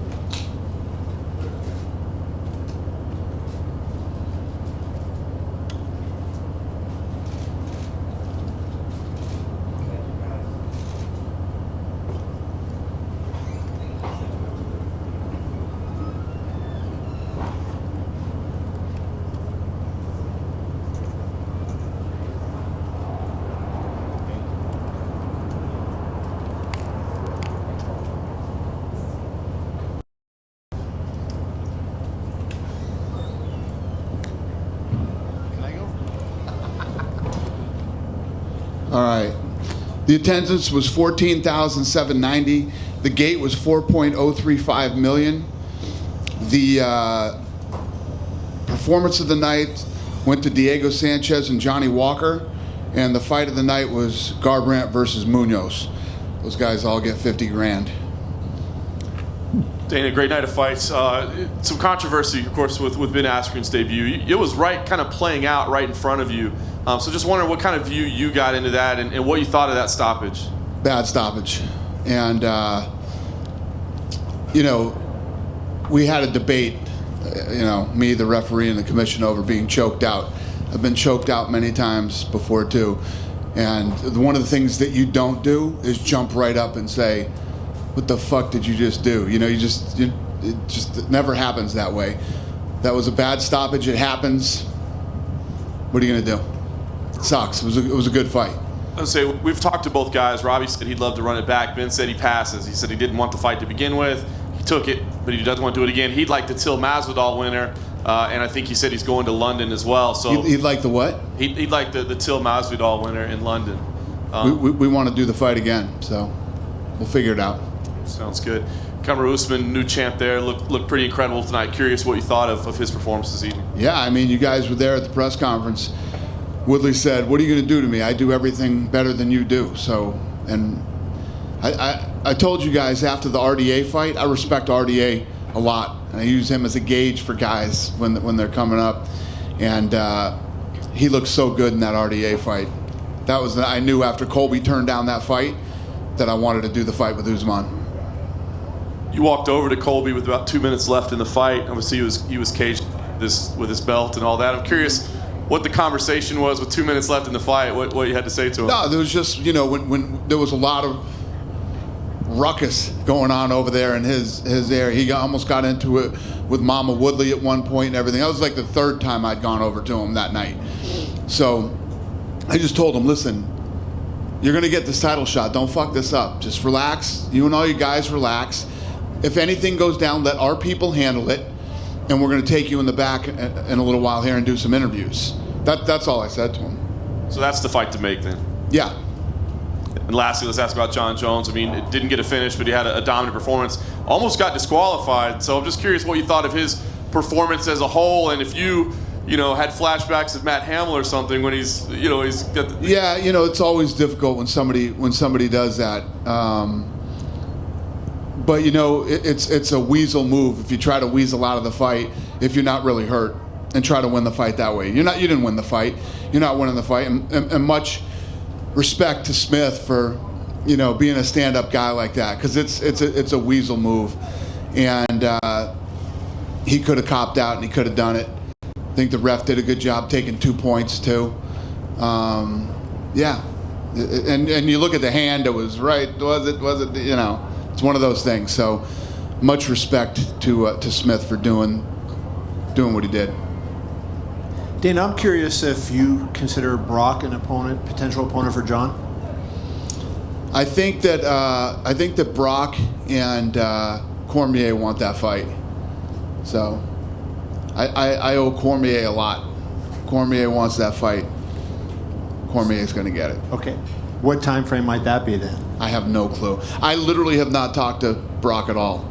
Okay. He's doing his WWE thing. He's one of those guys, when he's ready, he'll call me. I don't chase anybody around, man. I make fights. And when people are ready to fight, they let me know. And if they're not, we don't talk. It seems like, as dominant as Jon's been, you used the phrase a lot of times, clean out the division. He's cleaned it out many times over. Yep, So there doesn't seem to be a guy that you sit there and say, that's the guy to fight with Jon Jones. So do you push him to heavyweight? Like, what do you do with him to get a... You don't want to see Thiago Santos fight Jon Jones? No? No, I didn't say that. Kevin Elliott doesn't want to see it, but I do. I didn't answer the question. Yeah. That means no. I'd maybe rather see him fight Brock, but that's just me. You'd rather see him fight Brock than Thiago Santos, right? I think Brock, we don't need to have a debate here. All right. We'll ask questions. Do you see him shortly at heavyweight? I don't know. He doesn't seem too excited to go to heavyweight. I'm not pushing anybody to do anything. It's like when guys don't want to fight. It's like, what fight I want to see bad? I wanted to see Max Holloway versus Tony Ferguson. But I can't make Tony Ferguson fight. I couldn't make Colby Covington fight when we offered him the fight. I can't make these guys fight. You either want to fight or you don't. Couldn't make, when somebody wants to retire, I don't ever tell them. The only guy I've ever told not to retire was Daniel Cormier. Because I think Cormier's the best right now. I think he's one of the greatest mixed martial artists of all time. I think he's the greatest heavyweight ever. And I don't think he should retire. That's the only guy I've ever said don't to, or ever intervened whatsoever. If you don't want to fight, my advice to you is don't fight. So, and with Jon, like he's that kind of guy that it seems like he's such a big star that he rises to the occasion, knocking out DC and the thing. And so that's why I say, No, you're right. I'm not sure how he would view Santos, but I know how he would view Brock Lesnar or DC. Yeah. And that's why I say. I love the Thiago Santos fight. I love that fight. I would love to see him versus Jon Jones. The Brock fight is Cormier's. You know, when Cormier's healthy, that's his fight. And plus, Brock has WWE obligations right now, or believe me, he'd be calling me. So that's the fight to make. I don't look at these fights like, you know, I look at the ones that I have. What do I have available right now? So one you have available is Ben Askren. The one thing I just don't understand. He said you won't talk to him. Why won't you talk to him? Oh my God, this is crazy. So he just it's said, like Colby Covington thinks I hate him too. I don't know what I do to make people think I hate him. I don't hate these guys at all. I don't talk. Lene, did I not talk to Ben Askren in the back hall when we were walking out for the thing? It's crazy. He said he wanted to talk to you for a half an hour and you wouldn't give him 30 minutes of your time. That dude's nuts. He got punched around a little bit tonight. Did he say it after the fight? He said that right? Yeah, he got punched around a little bit tonight. That's crazy. He's never asked me for 30 minutes. Okay. Ever. And then, I've never, ever turned down a fighter that's asked me, can we talk? Never once have I ever turned down a fighter. Even Tito.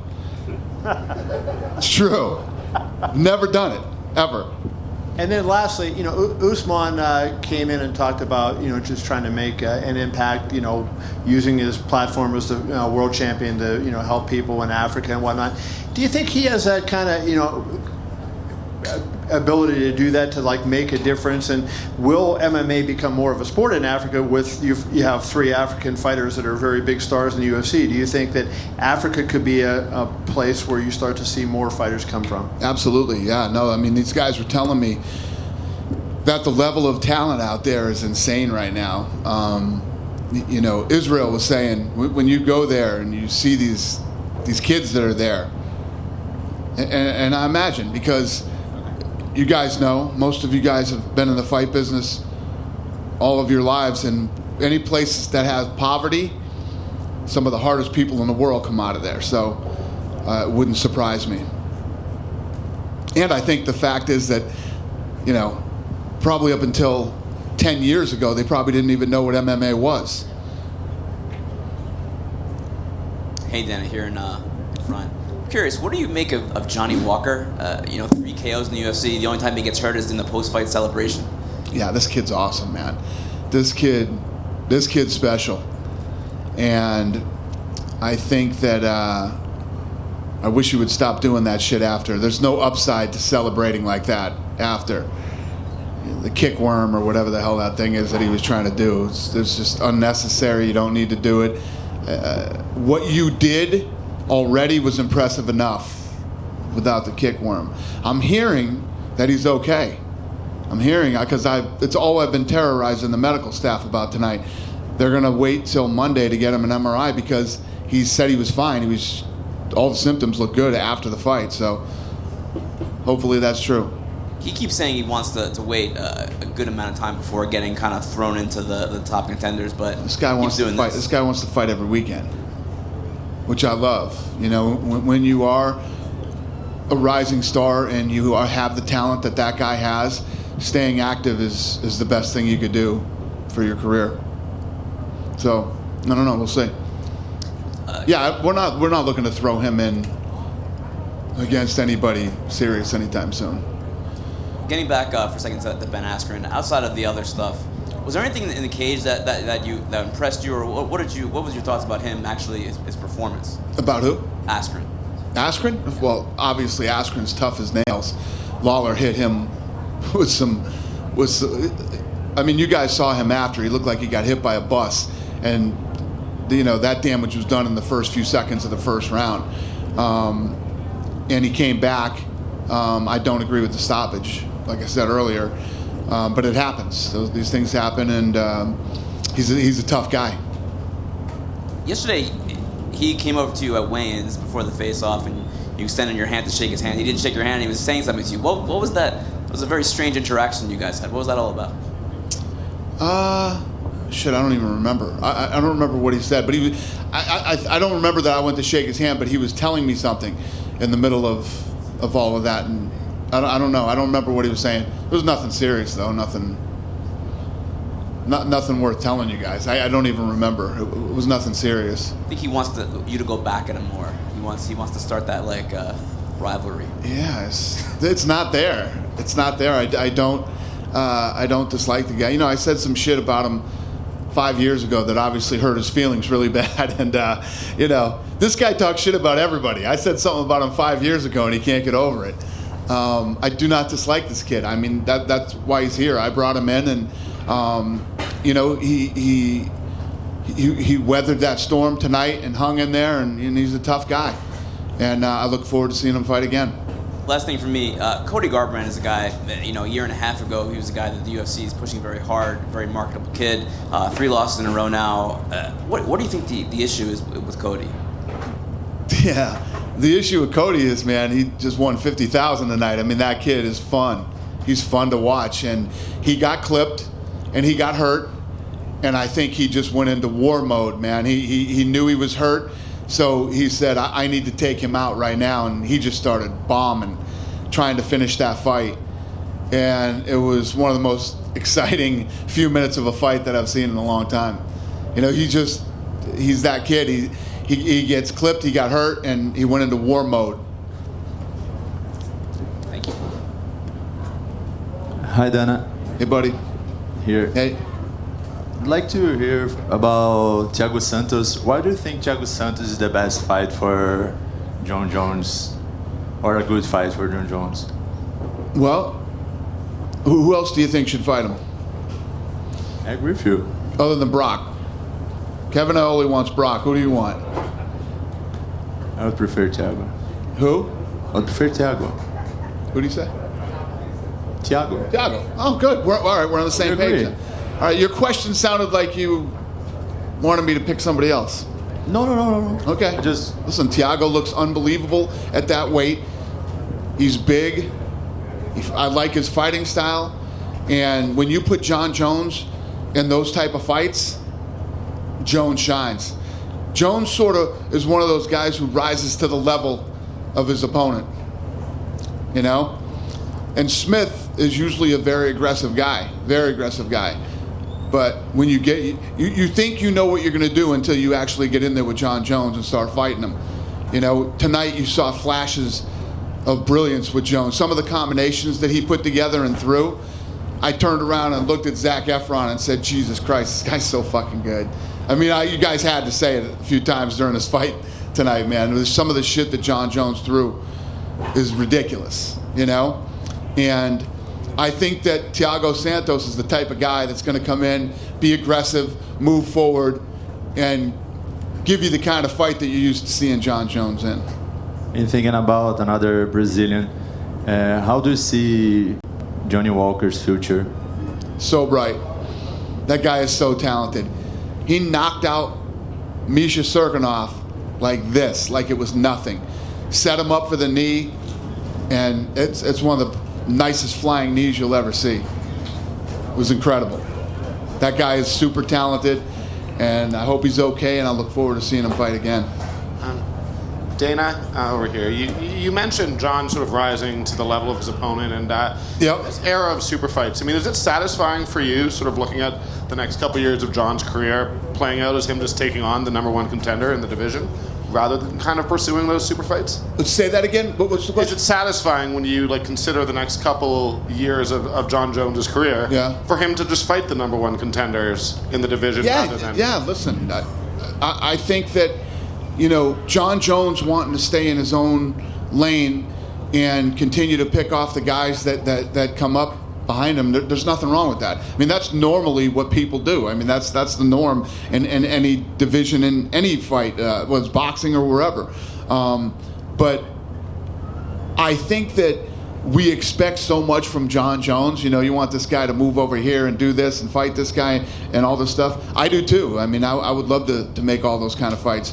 But if you look at Jones, you know, everybody was talking about Smith and what a huge underdog he was, and this fight shouldn't even be happening. I mean, nobody gave this guy the credit that he deserves. Smith is a tough guy. So when you see Jon Jones go the distance with a guy like Smith, you're like, eh. Let's not forget, he just knocked out Daniel Cormier. And I told you, I think Cormier is the greatest heavyweight ever, and I think Cormier is one of the greatest mixed martial artists ever. and Jon Jones just knocked him out. So Jones is definitely one of those guys that raises to the level of his opponent. You throw a killer in there with Jon Jones, Jones fights like a killer. And then just one more quickly, there's been a lot of talk about sort of West African fighters. There are 200 million people in Nigeria. I mean, is that a market that you kind of look at and think that's intriguing? Yeah, that's a good one. But weird thing, little fact you guys might not know, but for like, I don't know how many years, we've had a TV deal in Africa. And that's definitely helped build the sport, but the numbers that we pull in Africa are incredible. We've been pulling big numbers there for a long time. So the fact that, these guys are crazy talented and guys are starting to pop up left and right, it definitely makes sense. Hey, Dana. Hey. What's up, buddy? What surprised you more, Usman's performance or Woodley's performance? Woodley.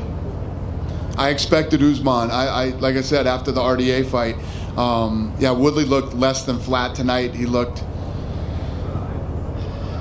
just, I don't know. What did he come in here tonight? And what did he say? What was the reason you have an excuse on why he looked bad?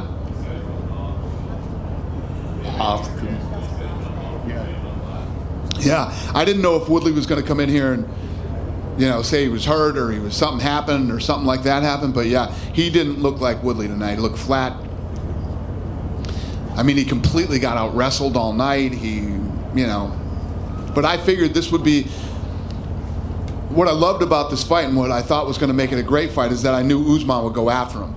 Normally Woodley's so fast with his hands and he's such a good wrestler that most guys can't do both with him. Usman could do both. Usman could wrestle with him, but I didn't expect Usman to go in and absolutely dominate him the entire time wherever he wanted to go. No, I didn't see that coming.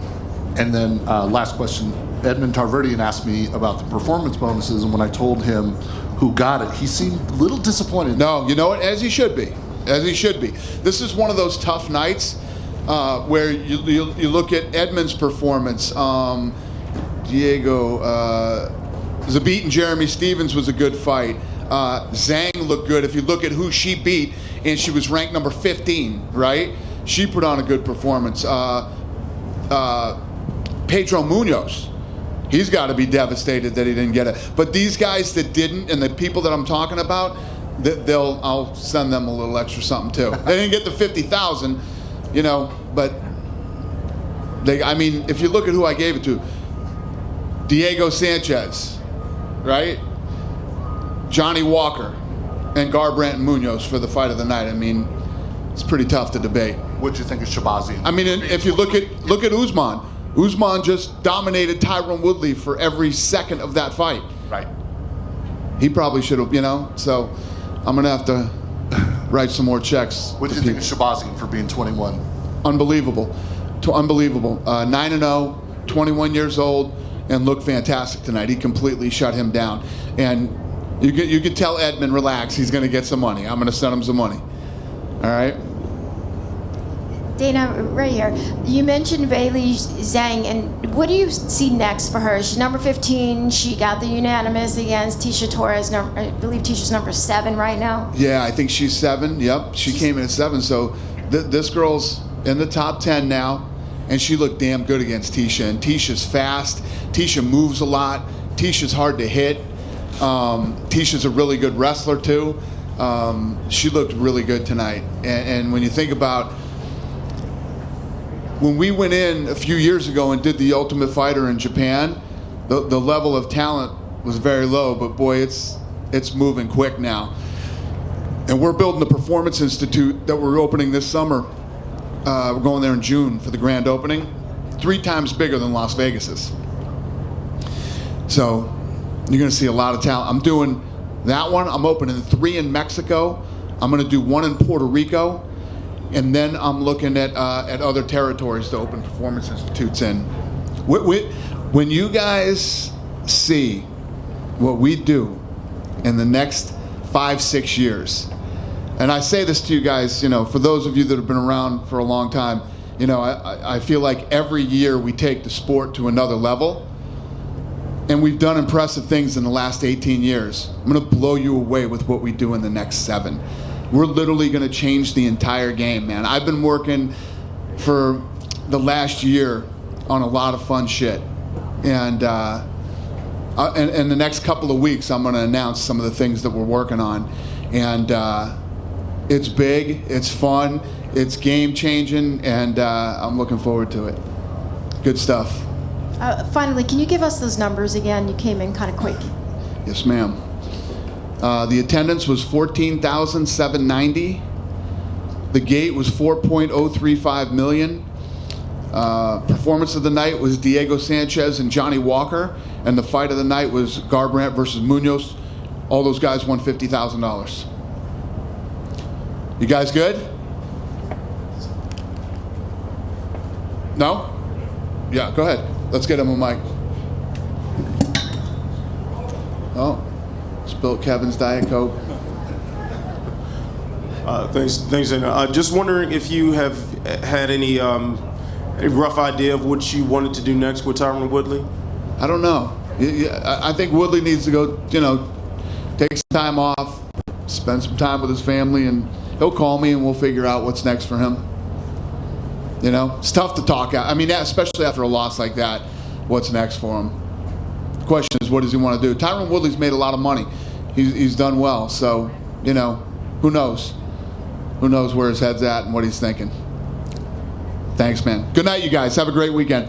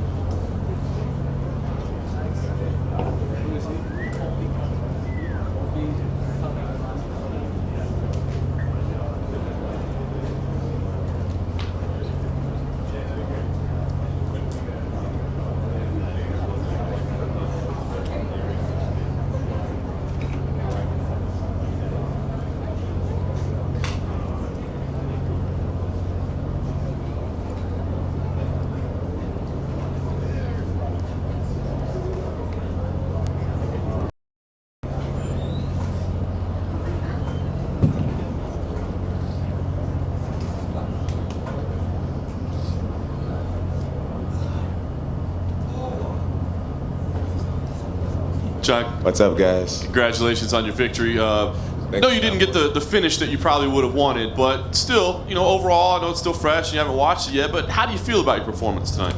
I feel good. I definitely would have liked to finish the fight. I definitely felt as if I slowed down in the 5th round, which is something that's uncommon for me. But I do feel good. Anthony Smith was the most experienced person I've ever been in there against, with 70 fights under his belt. And he showed that experience. He was extremely durable. He was extremely calm. I put him in a lot of positions where I felt most people would have freaked out. And he kept his composure. He did a really great job.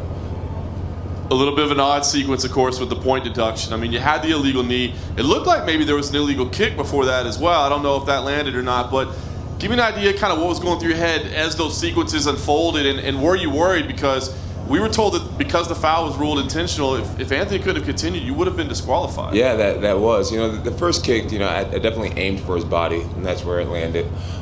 The illegal knee was totally unintentional.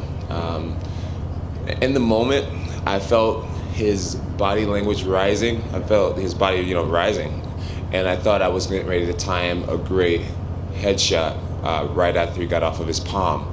To my understanding, on his fingertips, he's considered standing. And, his body came up. I threw the kick, and I guess his palm was still down. And totally unintentional. Hats off to Anthony Smith for having a lion heart. I mean, I think the average person would have used that as a way out and became a world champion. He was tired. He had been hit with the kitchen sink, and I mean, I did an illegal blow, and he decided to allow the fight to continue. And I'm so proud of him for just being a real warrior out there and continuing the fight. I know you want to enjoy tonight and spend time with your team, but Dana was here earlier and he said Thiago Santos looks like the right fight for you next. Give us your take on that. Do you believe that's the right fight for you? You know, I'm going to talk with my coaches and see what they want me to do. You know, so there's a lot of great fighters in the UFC. Everyone's looking so impressive, and whoever it may be, I'm here to defeat them all. And last thing for me, Jon, I know you said you want to fight frequently, but you always have to check your feet afterwards, see your health. You were throwing a lot of kicks out there, so give us the health update. I know you're probably going to take some time and figure it out, but as you sit here now, when ideally would you fight again? Again, I think I'm going to have to just go back to the gym, go back with my coaches. You know, if you guys can't tell, I'm really big on my family. You know, my family and my coaches, and we are a unit. You know, I'm a product of these guys, so I need to talk to the team to see what we're gonna do. You know, I need to evaluate my body and see what we're gonna do. I can't be making decisions by myself. This is a family thing. Come on, man. Come on, John Morgan. Congratulations, Jon. Why did you go away from the kicks in the last 2 rounds? Like early on, you were using that spinning back kick, and you used a lot of that stuff, and then it seemed like you were using your hands more, or even trying to go for takedowns as the fight went on. What was the change in strategy? You know, I've been doing a lot of boxing. I've been working on my hands extensively, my defense and my offense, and I wanted to open up that category in my game when I felt comfortable doing it, and I felt like towards the later rounds I really got a beat on Anthony and what he was capable of, how fast he was, his level of punching power, and I just felt more comfortable exchanging in the later rounds with my hands. You know, when you throw punches, you're a little bit more vulnerable to get hit back, where with kicks, you know, you're pretty much at a safe distance. And when I felt less vulnerable, I opened up the hands. Did you feel like in the early part of the fight you were hurting him to the body, where you slowed him down a little bit? It seemed like some of those kicks really had an impact on him. Oh, yeah, for sure. I think the very first spinning back kick, it had to have taken something out of him. You know, I saw a huge welt across his torso and a little bit of a bruise under his nipple. And, that was from that first kick. I know that had to have done something. How would you assess, this is the first time you fought so frequently in quite a long time. How would you assess, what was that like for you now that you fought, now you go through another camp and fight again? What was that experience like? It was great, It was a lot of fun. I felt really familiar tonight at work. A little bit too familiar, actually. Like in my warm-up, there was no nervousness. And that was making me uncomfortable. The fact that there was no nervousness, I was almost questioning myself. Am I ready? Am I taking this seriously enough? And I know that I have done everything in my power to be prepared for this, but I think a little bit of nerves are actually a good thing. And tonight I just felt so doggone comfortable in there. But I feel like that's God's grace too. He blesses me to have a sound mind, and so I can't ask for it and then be confused when my mind is sound and at peace with what I'm doing.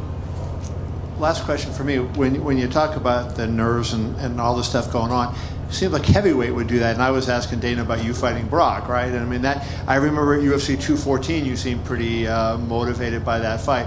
Dana did say he's going to give that fight to Daniel, but is Brock still a guy that you seem hesitant to fight at heavyweight, but not Brock? And why would you want to fight this big lug if you don't want to fight the other guys?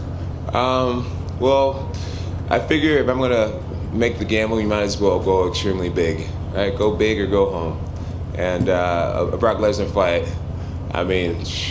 extremely high risk and extremely high reward. I don't really see myself versus anyone that could bring in the numbers me and Brock could bring in. Hi, Jon. Hey, what's up, Matt Ryan? I have a question for you. When Anthony was in here after the fight, he said he didn't fight me, he nullified me. And then Dana said Jon fights, he fights to the level of his opponent.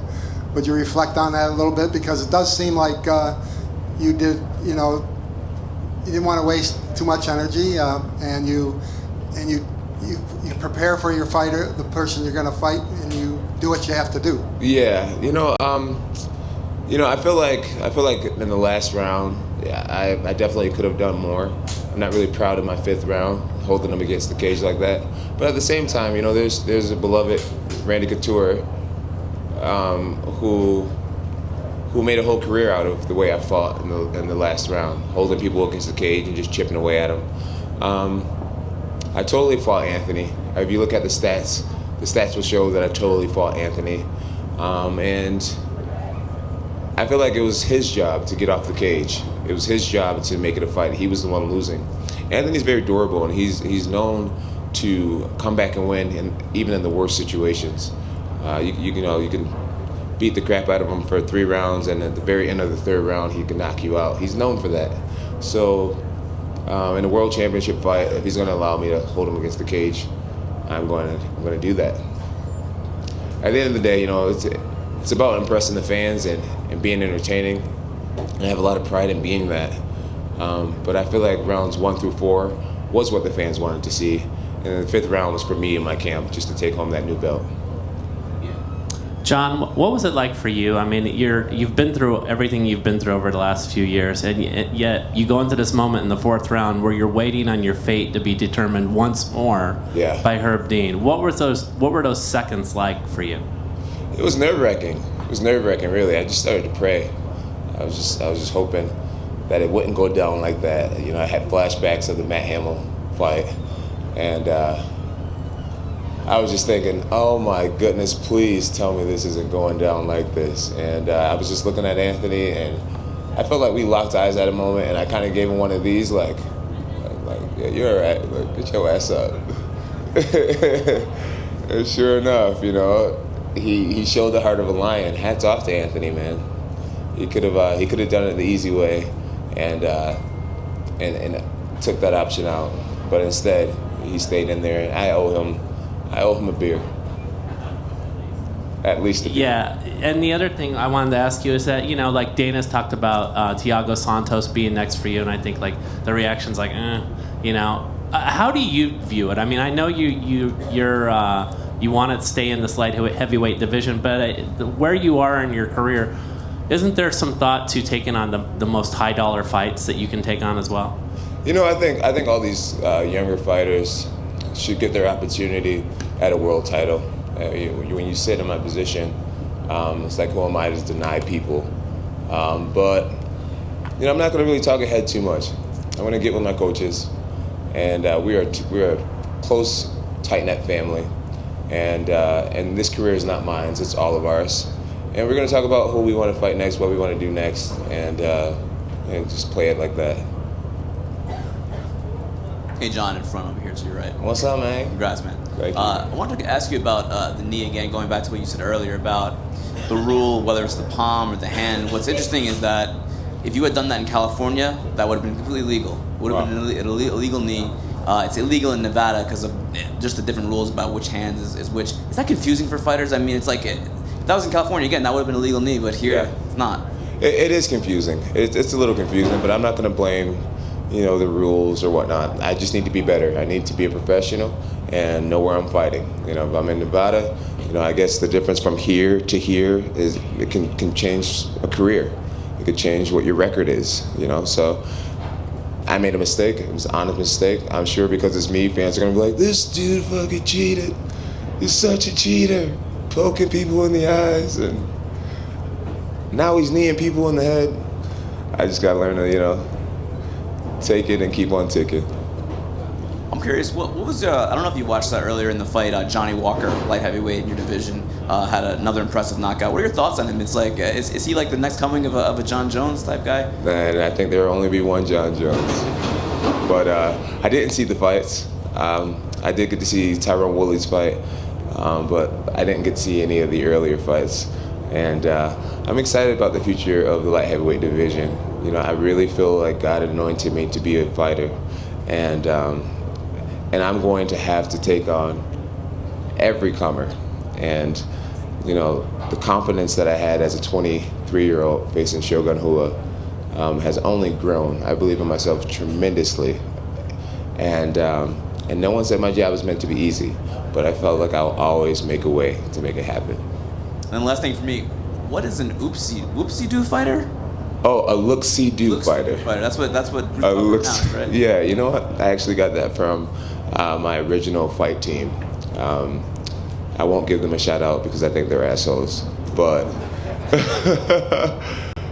you always use that though, or is that? No, my original manager came up with it because of what I was doing. I kind of learned how to fight on YouTube, and so I would watch things on YouTube, and I would do it. So we just call it like a look-see-do. I look at it, I would see it, and then I would do it, and so that's what just happened. Is there any reason why you went back to that now? I think they've been saying that the whole time. They've always said it. Okay. Yeah. For some reason I never. All right. Congratulations, Jon, right here. Thank you. So wanted to know, because you did mention a few minutes ago that the 5th round you felt yourself slowing down. From my estimation, it looked like you were throwing a lot harder than you normally do earlier in the fight. Do you think that was a contributing factor, just trying to put more power behind your punches? No, I think that's a testament to my striking coaches. You know, especially Coach Junkie. He really tries to encourage me to use power. You know, I'm a guy who tries to go 80% at all times, just so that I can be in it for the long haul.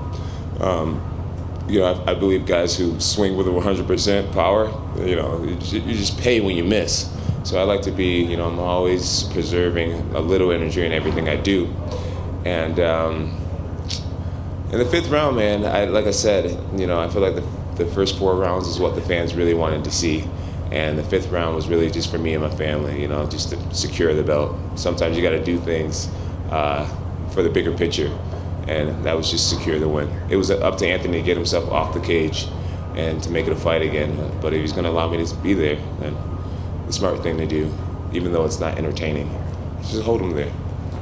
Getting back to Johnny Walker, your picture with him at Fight Week kind of made everybody a little excited that checked it out on Twitter.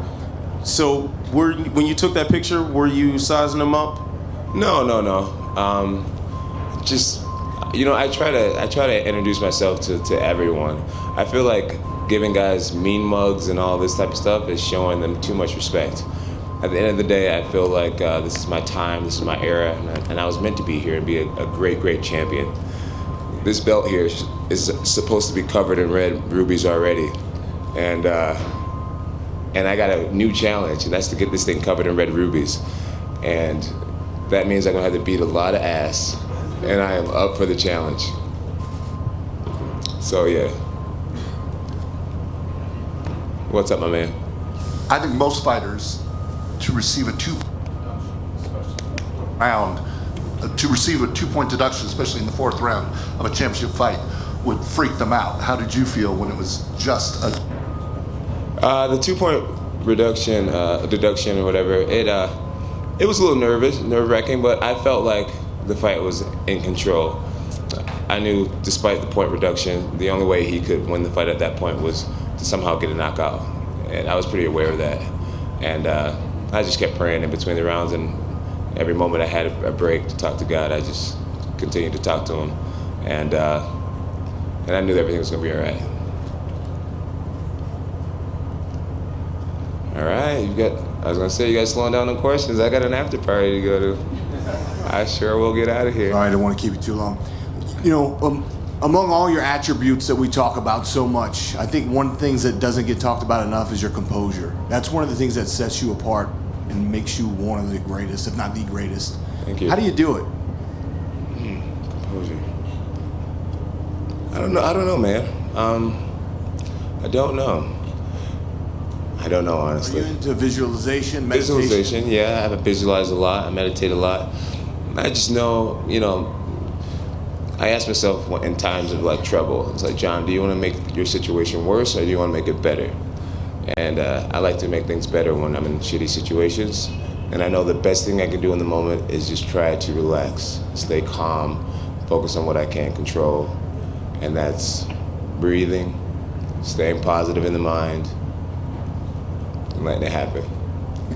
I heard you say after the fight you were a little disappointed with your performance. it was a fantastic performance as far as I could tell. Is it because you didn't get the finish? Is that why you felt upset? Yeah, I felt like I had Anthony on a breaking point, and tonight I didn't have that extra to put him out, and I think maybe that could be maybe I let myself down in the endurance.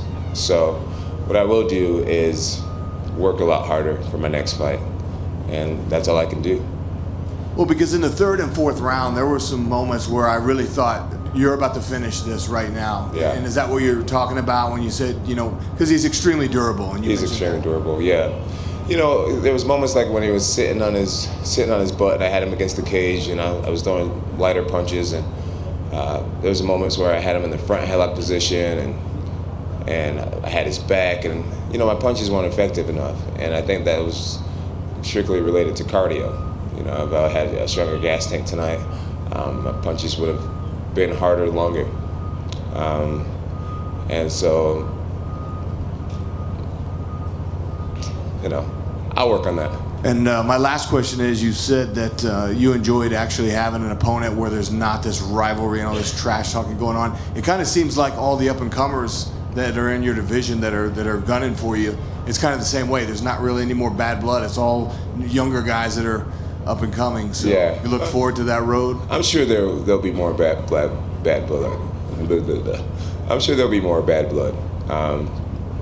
As of right now, there's no immediate opponent, and there's no real storylines going on. But I'm sure once a fight gets announced, things will spice up nicely. Well, I saw you photographed with one of your old rivals in Rashad Evans. Yeah, that was great. So is that Rashad's the man, dude. Mended fences there with him? Yeah. Obviously the relationship will never quite be the same, but I respect him so much. What he's done in the sport, he was one of the original guys I looked up to, and I just think he deserves respect. He's a classy guy. He's carried the sport very well, and he has my respect despite our history. Thank you. Thank you. Well, guys, it's been awesome. I hope you guys have a great night. I hope you guys had a lot of fun. Thank you to all the fans who watched. Love you guys. Thank you to all my haters for inspiring the shit out of me. And feel free to make it to my after party. Information is on my Instagram page at Johnny Bones. Deuces.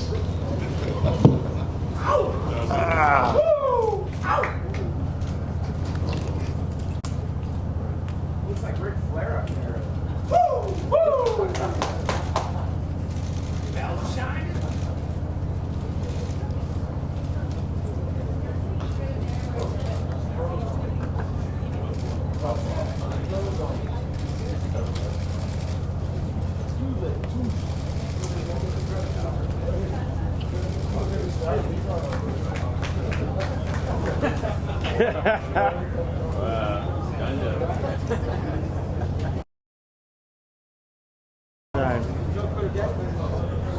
Good shit. Yeah, right? Remember that one time we got the greatest gift ever?